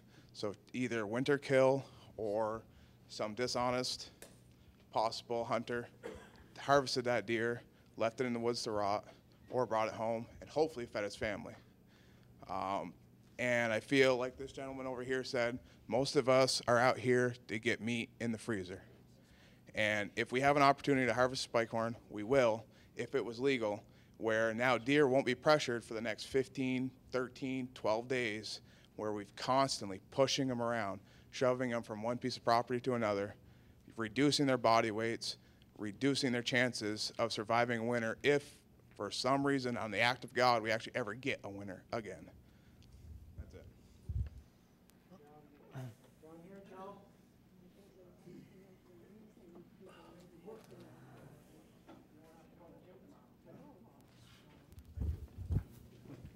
I'm Dale Gurton from Richford, Vermont. I have a lot of respect for bow hunters, and I bow hunted off and on for myself, but I hear about the extending of bow hunting, and I'm not against that, but as a bird hunter for many years, all through the 1960s, 70s, and 80s, I had Brittany's, professionally trained, and I was an avid bird hunter. But once bow hunting took off, and in those days there weren't many bow hunters, and I know what you're saying is that when you're bow hunting, you don't want some guy out there with a shotgun. But it's pretty well done in bird hunting, bow hunters, because where it's good to hunt deer with bow, it's also good basically to hunt partridge or woodcock. So it's more of a statement than a question. I mean, my concern is a lot of bird hunters have been pushed out by bow hunting, not intentionally, and bow hunters are not, belligerent, although they did threaten my dogs a few times in the 1990s before they passed away. But we have to kind of share this thing, and if bow hunting goes all the way through, then where do I have time to bird hunt? And so what it's done to me is I gave up on all the years of bird hunting with dogs that were trained to now I've gone back to duck hunting because I don't have to worry about a bow hunter when I'm out in the marsh. I'm just thinking, we have to kind of look at it. There's a lot of different kind of hunters out there, and if you want to have bow hunting and I bow hunt too. I mean, I went to that because I couldn't bird hunt. If you want to go from October 1st all the way to to deer season, well, there goes your guys for partridge and woodcock hunting. I mean, what about them? So I think we have to kind of look at it. We're all in this together. I don't know. It's more of a statement than anything. I think we've kind of forgotten about the lost art of walking through the wood bird hunting. I guess the thing is, everybody knows that you're going to have some overlap. We'll get back to you. We want people that haven't spoken yet. But anyway, it's just You need to wait your turn. I think we need to think about that. Who had their hand up? Okay.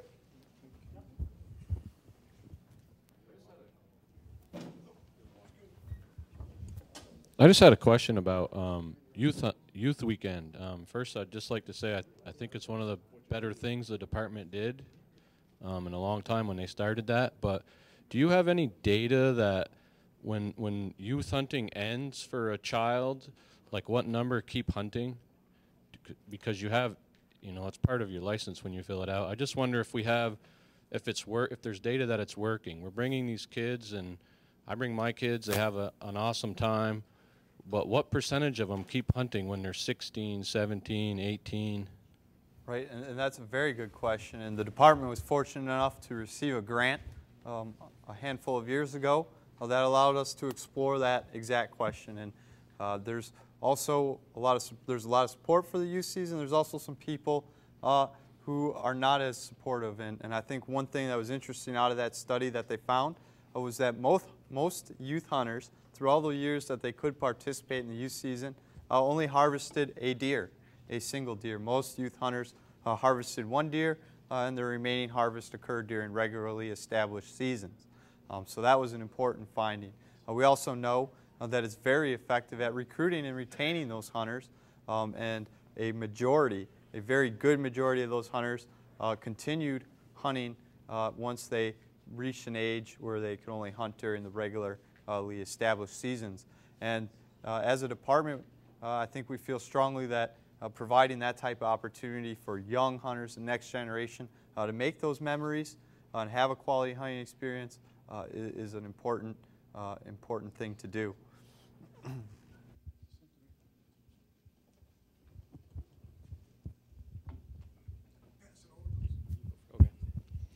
Sean Cheney from Swanton.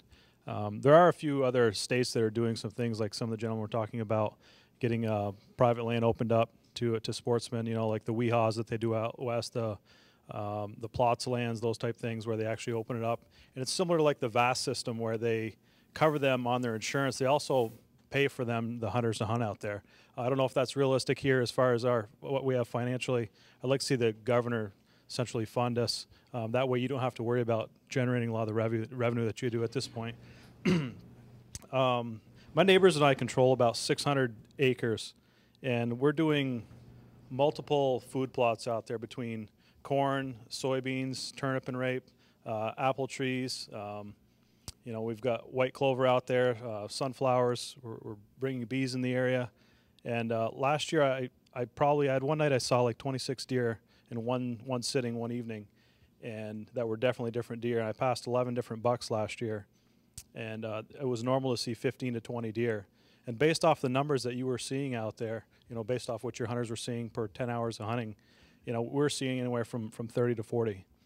And my neighbors and I aren't doing that in Vermont. We're doing that in northern New York. You're seeing a mass exodus of a lot of the hunters here that are moving out of here. And all those neighbors are from Vermont.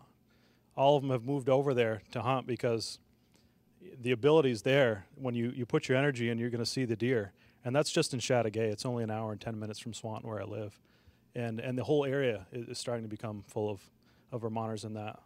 I'd much rather do it right here, but it's just not prosperous for us. You know, we have the WIP program. There's ways for people to, you know, to get that money from the state to do those type things on their property, but they're just not prosperous.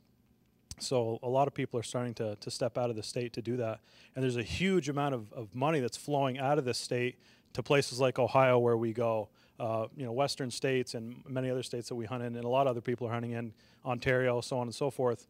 And those people would much rather hunt here if the ability to shoot those big bucks was here.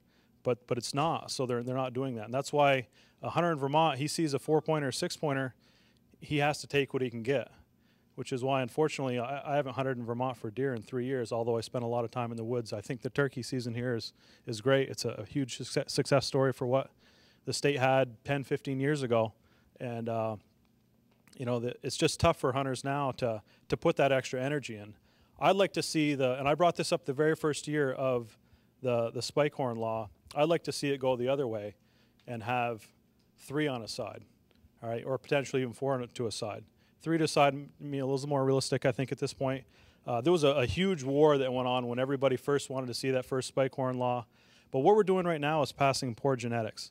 And there's a lot of states that have rescinded spike horn laws because of that, right? The strong are not surviving, so to speak. We're letting the weak through, and we're taking the strong. Those 4-pointers, those 6-pointers that are 1.5 bucks, they're getting taken out of the herd at this point. And that's not what we're trying to do. You know, we don't want to get those smaller bucks through just to have a 2.5-year-old deer. We want to have a nice quality buck. A lot of those 2.5-year-old and 3.5-year-old bucks now that are coming around are still only 4, 6, 7, 8 points maybe, but it might be half crooked. You know, it's not a really aggressive 8 or 10-point buck like you're getting in a lot of the western states. And a lot of that is because a lot of the people don't shoot the 1.5 bucks out there. But here, we're promoting shooting the 4s and the 5s and the 6s, but we're keeping those spike horns. Well, genetics is half, feed is the other half. If we've got poor genetics, which is what we're passing right now, we're going to continue to have smaller bucks as the years go on. So one other piece too that it's come up a few times here is the crossbows, and you're going to find that because I'm trying to find more forms of revenue here for the state, because I know that's a huge piece of what drives the Fish and Wildlife Board. If you use crossbows out there without permits, that's going to bring in a lot of age categories. It's going to bring in women that wouldn't bow hunt right now because they can't pull back a 50 or 60 pound bow. It's going to bring in younger children who will start hunting at a younger age, all right, because I can take that crossbow, I can cock it back for a child, let them shoot it a few times, and they have the ability to go out and harvest a deer. Whereas if you pulled a 40-pound or 35-pound bow back for a kid, he's just not capable of harvesting deer consistently with that. It also brings the older gentlemen in. I think there was somebody over here who brought it up, how if we passed it for the older gentlemen, that allow them to hunt later into their years and allow it to do it a longer time. There's a lot of people that are in their 60s and 70s that like to still deer hunt. They may not want to do it in late November when it's cold and they got to sit in one spot for a long period of time. It also allows them with a crossbow to hunt off the ground. You can sit in a ground blind, that type thing. You don't have to necessarily be in a tree, whereas when you're in a bow, it's pretty tough to hunt from the ground. You know, you're definitely at a big advantage if you're in a tree. And you'll find that a lot of the western states that have done that, past crossbows without permits, have found that about 50% are still using bows out there. So it's not like the whole place will be shut down and it'll all be crossbows, that type thing. You know, the people that choose to do that are still doing so, but it's allowing a whole other class of hunters to go there, which will produce more revenue for the state. So, thank you.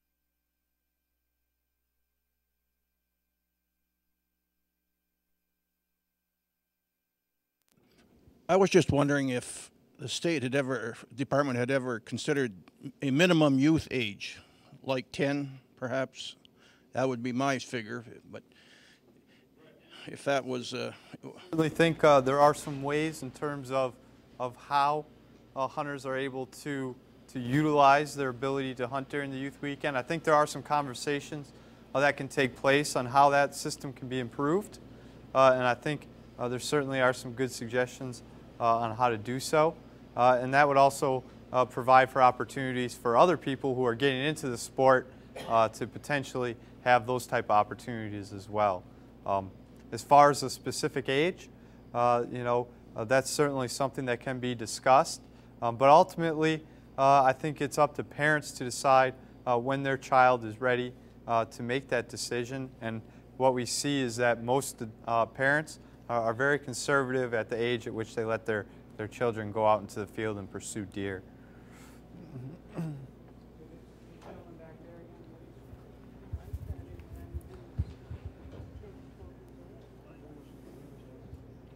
Thank you.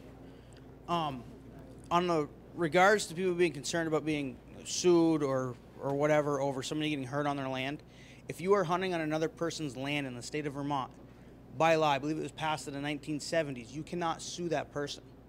So landowners are already protected. There's no reason, if that's a concern about posting your property, there's no reason to post your property then, because you're already protected by state law. Now, if somebody's on your property with an ATV or a snowmobile, they can sue you if they get hurt, where that's why you have VASA and VAST, which have an insurance that covers those people. I have to say thank you for saying that it's up to parents to decide when their kids go hunting. I started hunting at 8 years old with my father.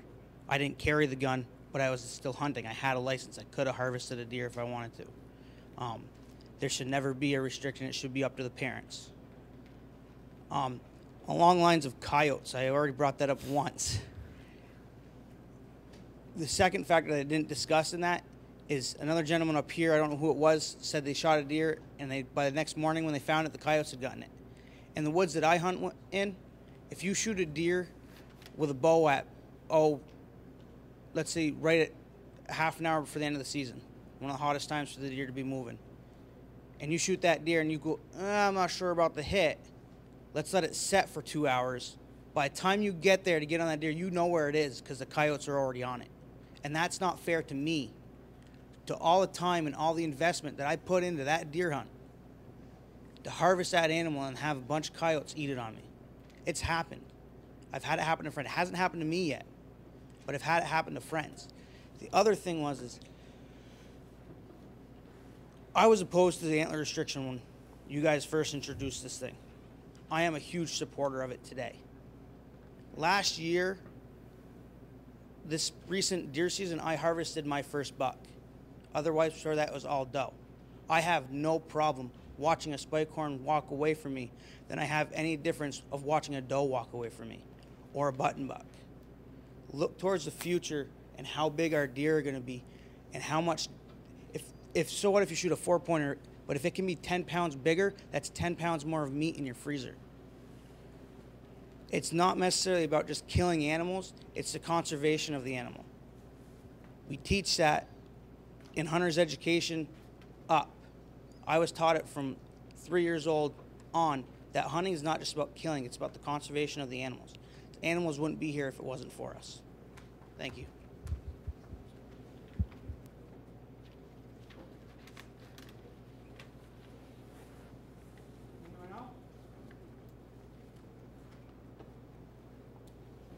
Hi, I'm Dave Trombley from Highgate, and I'm a dairy farmer. I'm agreeing definitely about the coyote population killing our deer up around here. I've seen them chase deer with babies. I've seen them after mothers waiting for them to drop their babies. And if you kill a coyote and you bring it to your local weighing station, you guys don't want to know about it. You don't want to know how heavy it is. It's not really a big deal. So are you really helping us or encouraging us to clean these up? Because if they keep up the way they are, they'll wipe out our deer population. You know, again, I don't think hunters should, if you're concerned about the effects predation are having on your local deer herd, what hunters should do is continue to harvest antlerless deer and promote a healthy deer herd. And the reason for that is healthy deer have shorter breeding cycles, so fawns are dropped more concisely in the spring. And because your deer are healthier, those fawns are bigger, they're more likely to get away from predators, and they're more likely to have time to get bigger before their first winter and evade those predators throughout the winter. So hunters who are concerned about predation should do everything they can to manage their deer for deer herd health, their local deer herds. And again, that's a very important component to take into account when you're talking about estimating deer populations. That is something that is taken into account throughout this process. And again, no one's denying that there is predation on the deer herd. Say they hunt them, and if you don't go and get that deer right off, dogs on that deer before you get a chance to go get it. Right, and I certainly, you know, I also certainly agree that there are ways, there are a lot of potential ways that we can improve coyote management. We could start to gather better information, and as a department, we're always interested in how we can properly manage that resource. And I think you've identified a potential way that we could do that. And I think that would be good for continuing dialogues with hunters and simultaneously improve our knowledge of coyote abundance and distribution throughout the state. Definitely a problem up in this area with them. I'll say for Highgate and Franklin and stuff. Can you speak into the mic so we can hear you? Well, up in Highgate and Franklin here, there's definitely a problem with them, and a bounty on them would be good. It would encourage more people to go out and shoot them, and they'd have a better deer hunting if we got rid of them. You know, ultimately, you know, ultimately, why is it you care about everything else, but you don't seem to care about the coyotes that are killing off our deer hunting and other animals? It's not, you know, and again, it's a very important thing that is considered when we model deer populations. And when you talk about deer, a deer are a byproduct of their habitat. So if we want to have conversations about reducing the number of predators through bounties, what hunters should understand is that coyotes roam a very large area, and they have the ability, if your harvest isn't intense enough or spread over a certain geographic area, they have the ability to quickly repopulate. So if we were to put forth a bounty, we would be paying hunters to increase coyote harvest, but that would result in less changes in the deer population than it would if we took that money and put it into habitat and did habitat work. If you build the habitat, the deer populations and the deer numbers will follow. So ultimately, I think it's less a conversation about what can we do about predators, and we need to have conversations about things we can do to enhance deer habitat.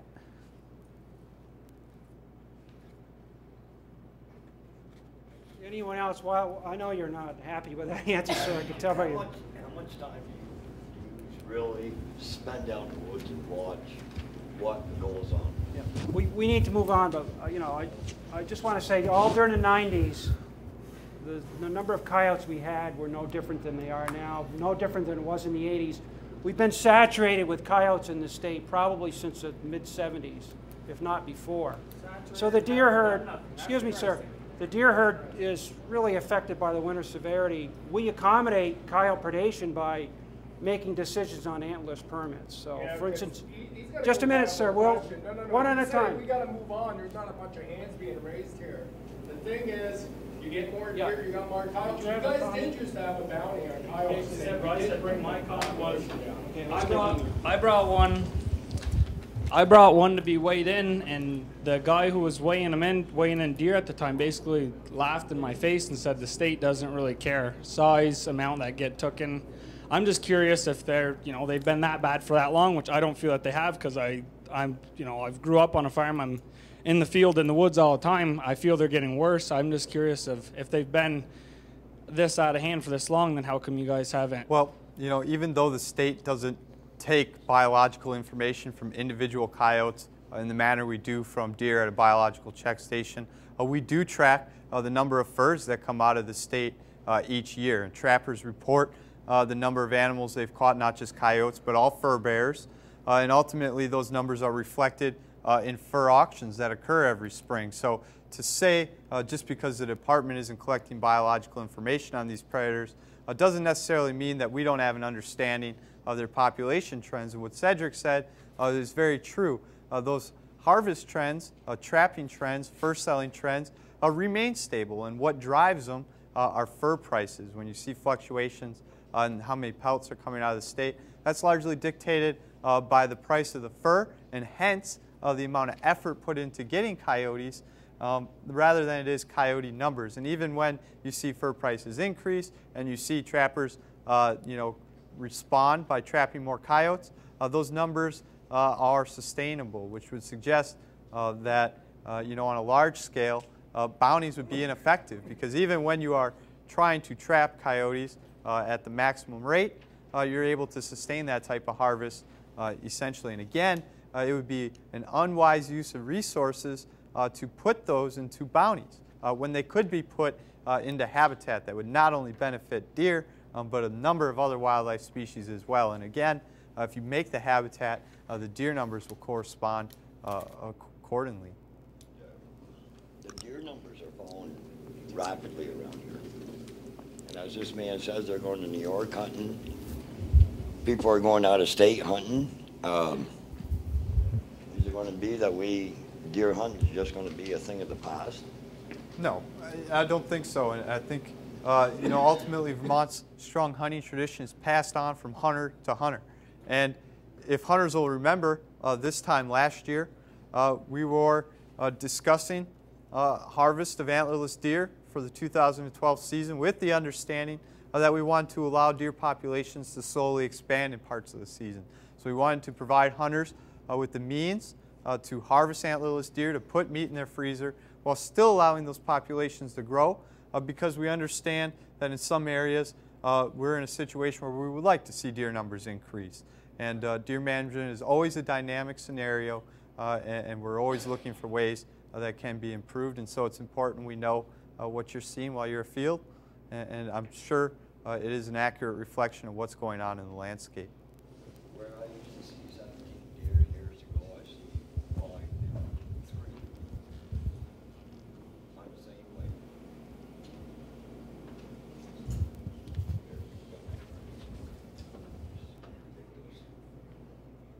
Yeah, Doug Bard again. Couple comments about what I've been hearing here all night. Coyote predation is a problem. There's no doubt about it. I don't think there's anything you guys are going to do about it. But everybody that's sitting in this room tonight are hunters. If you got a problem with coyotes, get yourself a coyote call. Get yourself an electronic call. Go out and whack a few. Don't turn around and tell the biologists we have to do something about it when we have the power to do it ourselves. I know my wife and I, we hunt coyotes all during rifle season at night. After we get done hunting with a rifle, we've got a little shack on the ridge. We'll go over and sit there and put a call going and try to get coyotes. And anybody else can do the same thing. The one thing that I do agree with one of the gentlemen, it would be really nice if the state would let us use lights. Because there have been several times that I've seen movement down below my little shack and not know what it is. I mean, I'm not going to pull a trigger on something that may be my neighbor's dog. If we have lights that we could use, fine. We might be able to make a difference. And the other thing, to all you people that want to use crossbows, let me give you some advice. Take yourself a couple of 2x4s, nail them together, and then carry them through the woods a little bit. I would give anything to be able to go back and shoot a regular bow. I have to shoot a crossbow because I'm handicapped.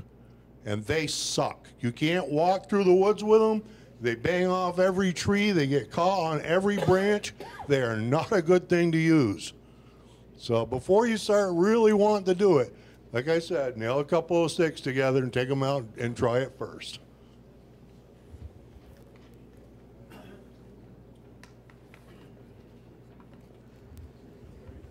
My name is Bob Fairbanks. I live here in St. Albans. And I'm dead set against antler restrictions. I wasn't for it when they started it. And when they started it, the big thing was all the papers, we wanted wall hangers. We had to compare with New Hampshire, Maine, New York for those record deer. Well, Maine, you shoot one deer, you're done. New Hampshire, from what I heard, has already canceled their antler restrictions they put on. New York doesn't have antler restrictions other than private citizens. Why we've got them? Since, let's see, 2007, where I hunt, I've seen 17 buck.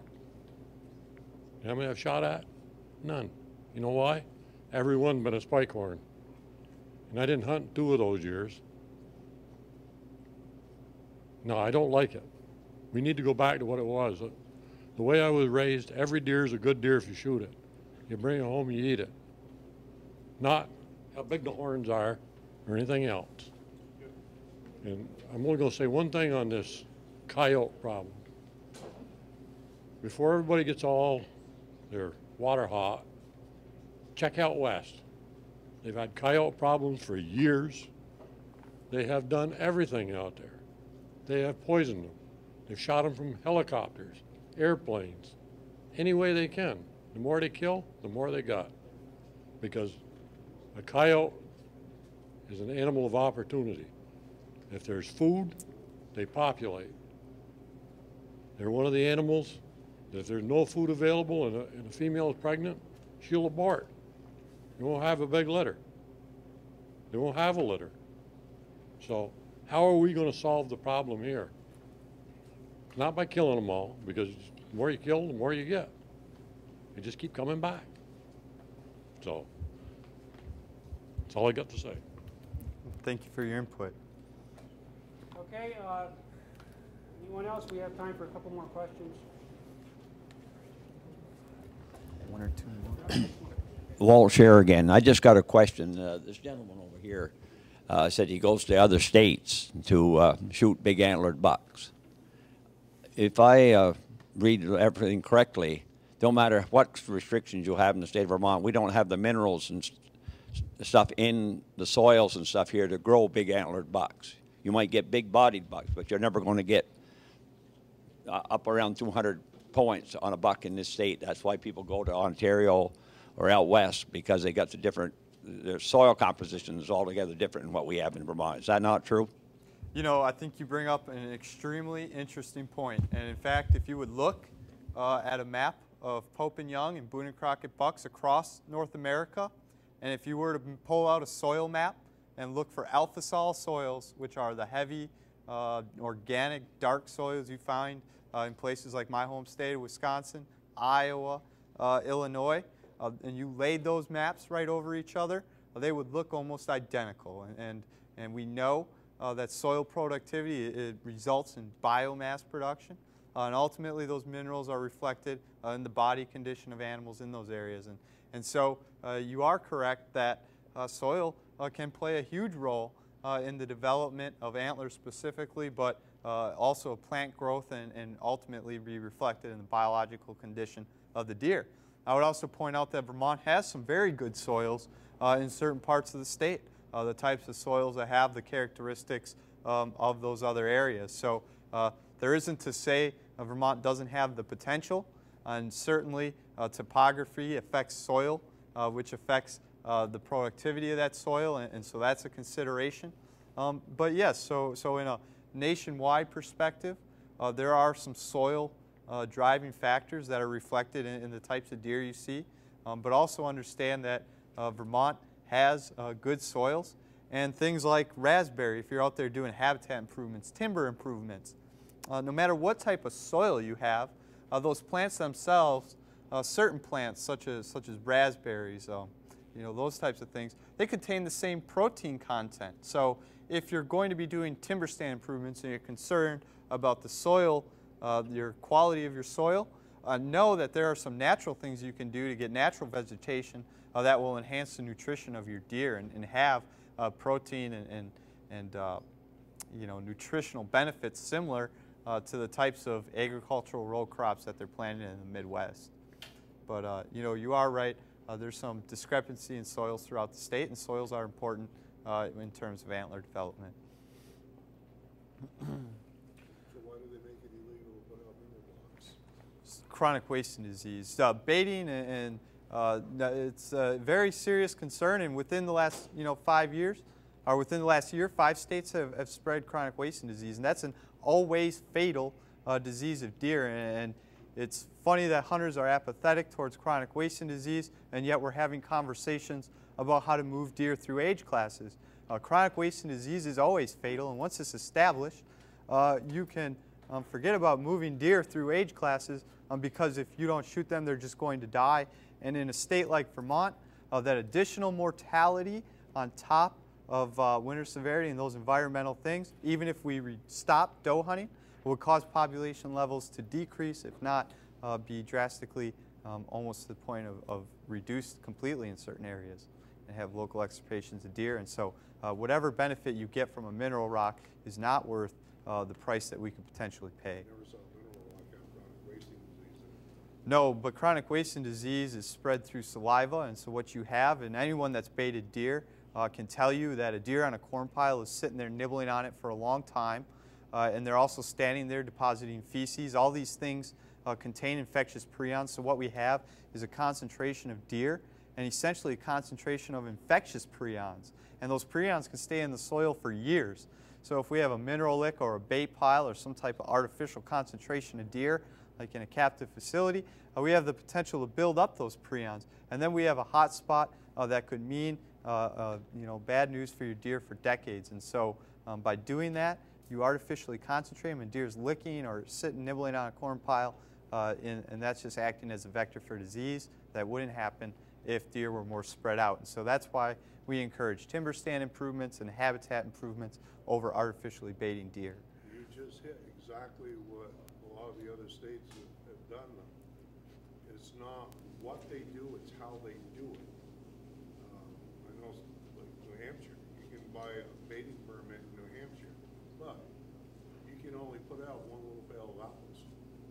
I mean, I agree, there are places in Highgate that I have seen huge 10-wheelers pull up on the back of the field and dump either carrots or apples or whatever happened to be cheap that week that they could buy.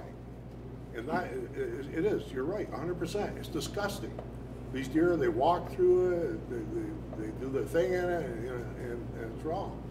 But yet, like in New Hampshire, when they do allow baiting in a small quantity, now if I walk up to an apple tree and take a pail of apples and throw it around under the tree, I'm doing the same thing that nature does.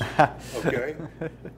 No, this is my point. Well, so if I use we're almost out of time, and I believe I can address your point, which is, the baiting of deer, why can't it be done in small quantities? And what's important for hunters to know is that baiting artificially changes deer behavior, and not only in terms of where they move on the landscape, because they're concentrating their movements around that bait pile, which makes it unfair to the people that aren't baiting, but it also turns them nocturnal. And if you look at places where deer have been baited and they remove and outlaw baiting, what you see is deer sighting rates go up, hunter harvest rates go up, hunter satisfaction goes up, because these deer are forced to move around and find food. They're forced to be deer.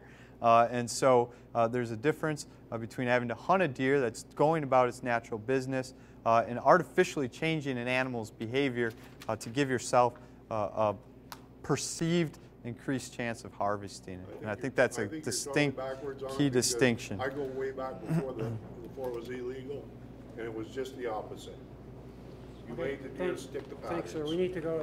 Yep, I'm sorry. Oh, You spoke about the soils overlaying where the Bone and Crockett, Pope, and Young deer, like your state of Wisconsin, which I've hunted in as well, but Illinois, Ohio, those areas, that's where the chronic wasting disease started, right? Was Wisconsin and the Illinois area in there. And many of those states still allow baiting, and they still allow minerals. So you had a new czar that came, and you had the Ernebuck concept that was a big failure over in Wisconsin probably, what, 6 years ago? Well, Ernebuck wasn't a failure. Ernebuck was they brought the new czar and they from changed a management that. perspective. It was successful in the management that it brought it down, but it wasn't really popular with the hunters over there because a lot of the younger bucks were getting shot the year and a half or the button bucks and the year-and-a-half fawns were getting taken at that point, as opposed to taking a mature doe like people would have done previous to that.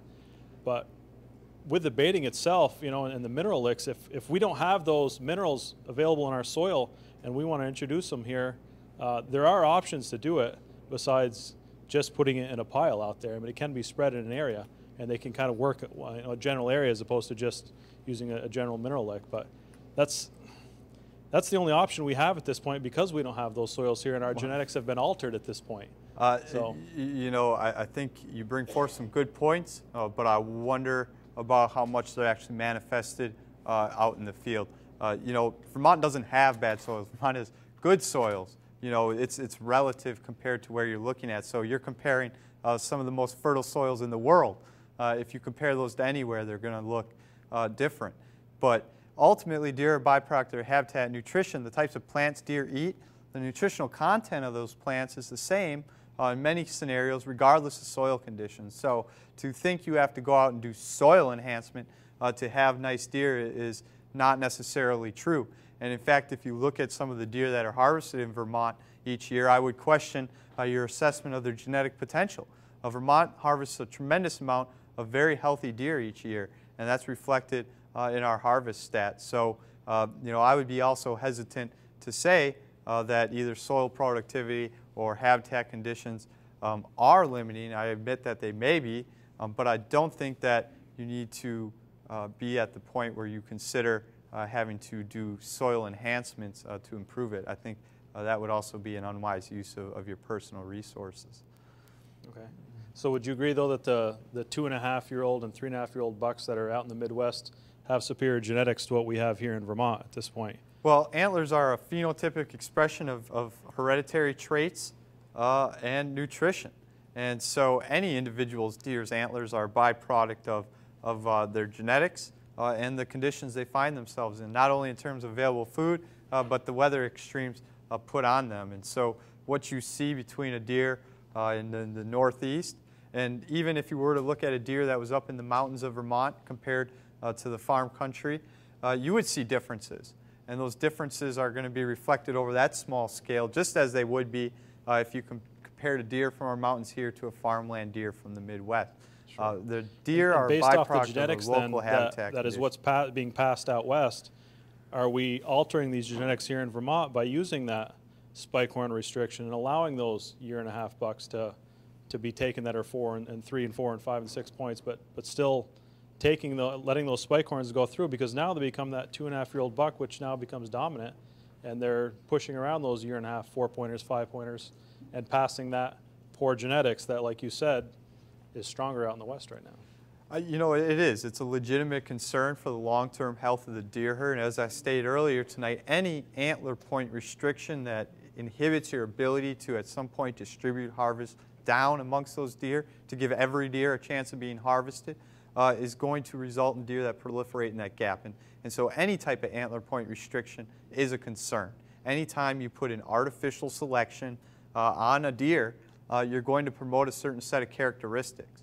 And that may take a long time to manifest itself in the deer themselves, but it's a primary concern, and it's something as a biologist you know, that I'm concerned with when we have these discussions about where do we go from here in deer management. So, you know, thank you for your time tonight. It was a good presentation. So, thank you. There was a lot of great questions. Adam will be here. We're going to end it now because we're over our time limit here at the school. Thanks again to all of you for coming. Ask a bullet question. It's really that I think everybody would want to know the answer to here. What is the state? No one's asked it. What is the state nearest to us with CWD? New York confirms CWD. New York does have well, so point of clarification, New York had 2 CWD positive deer around a captive facility.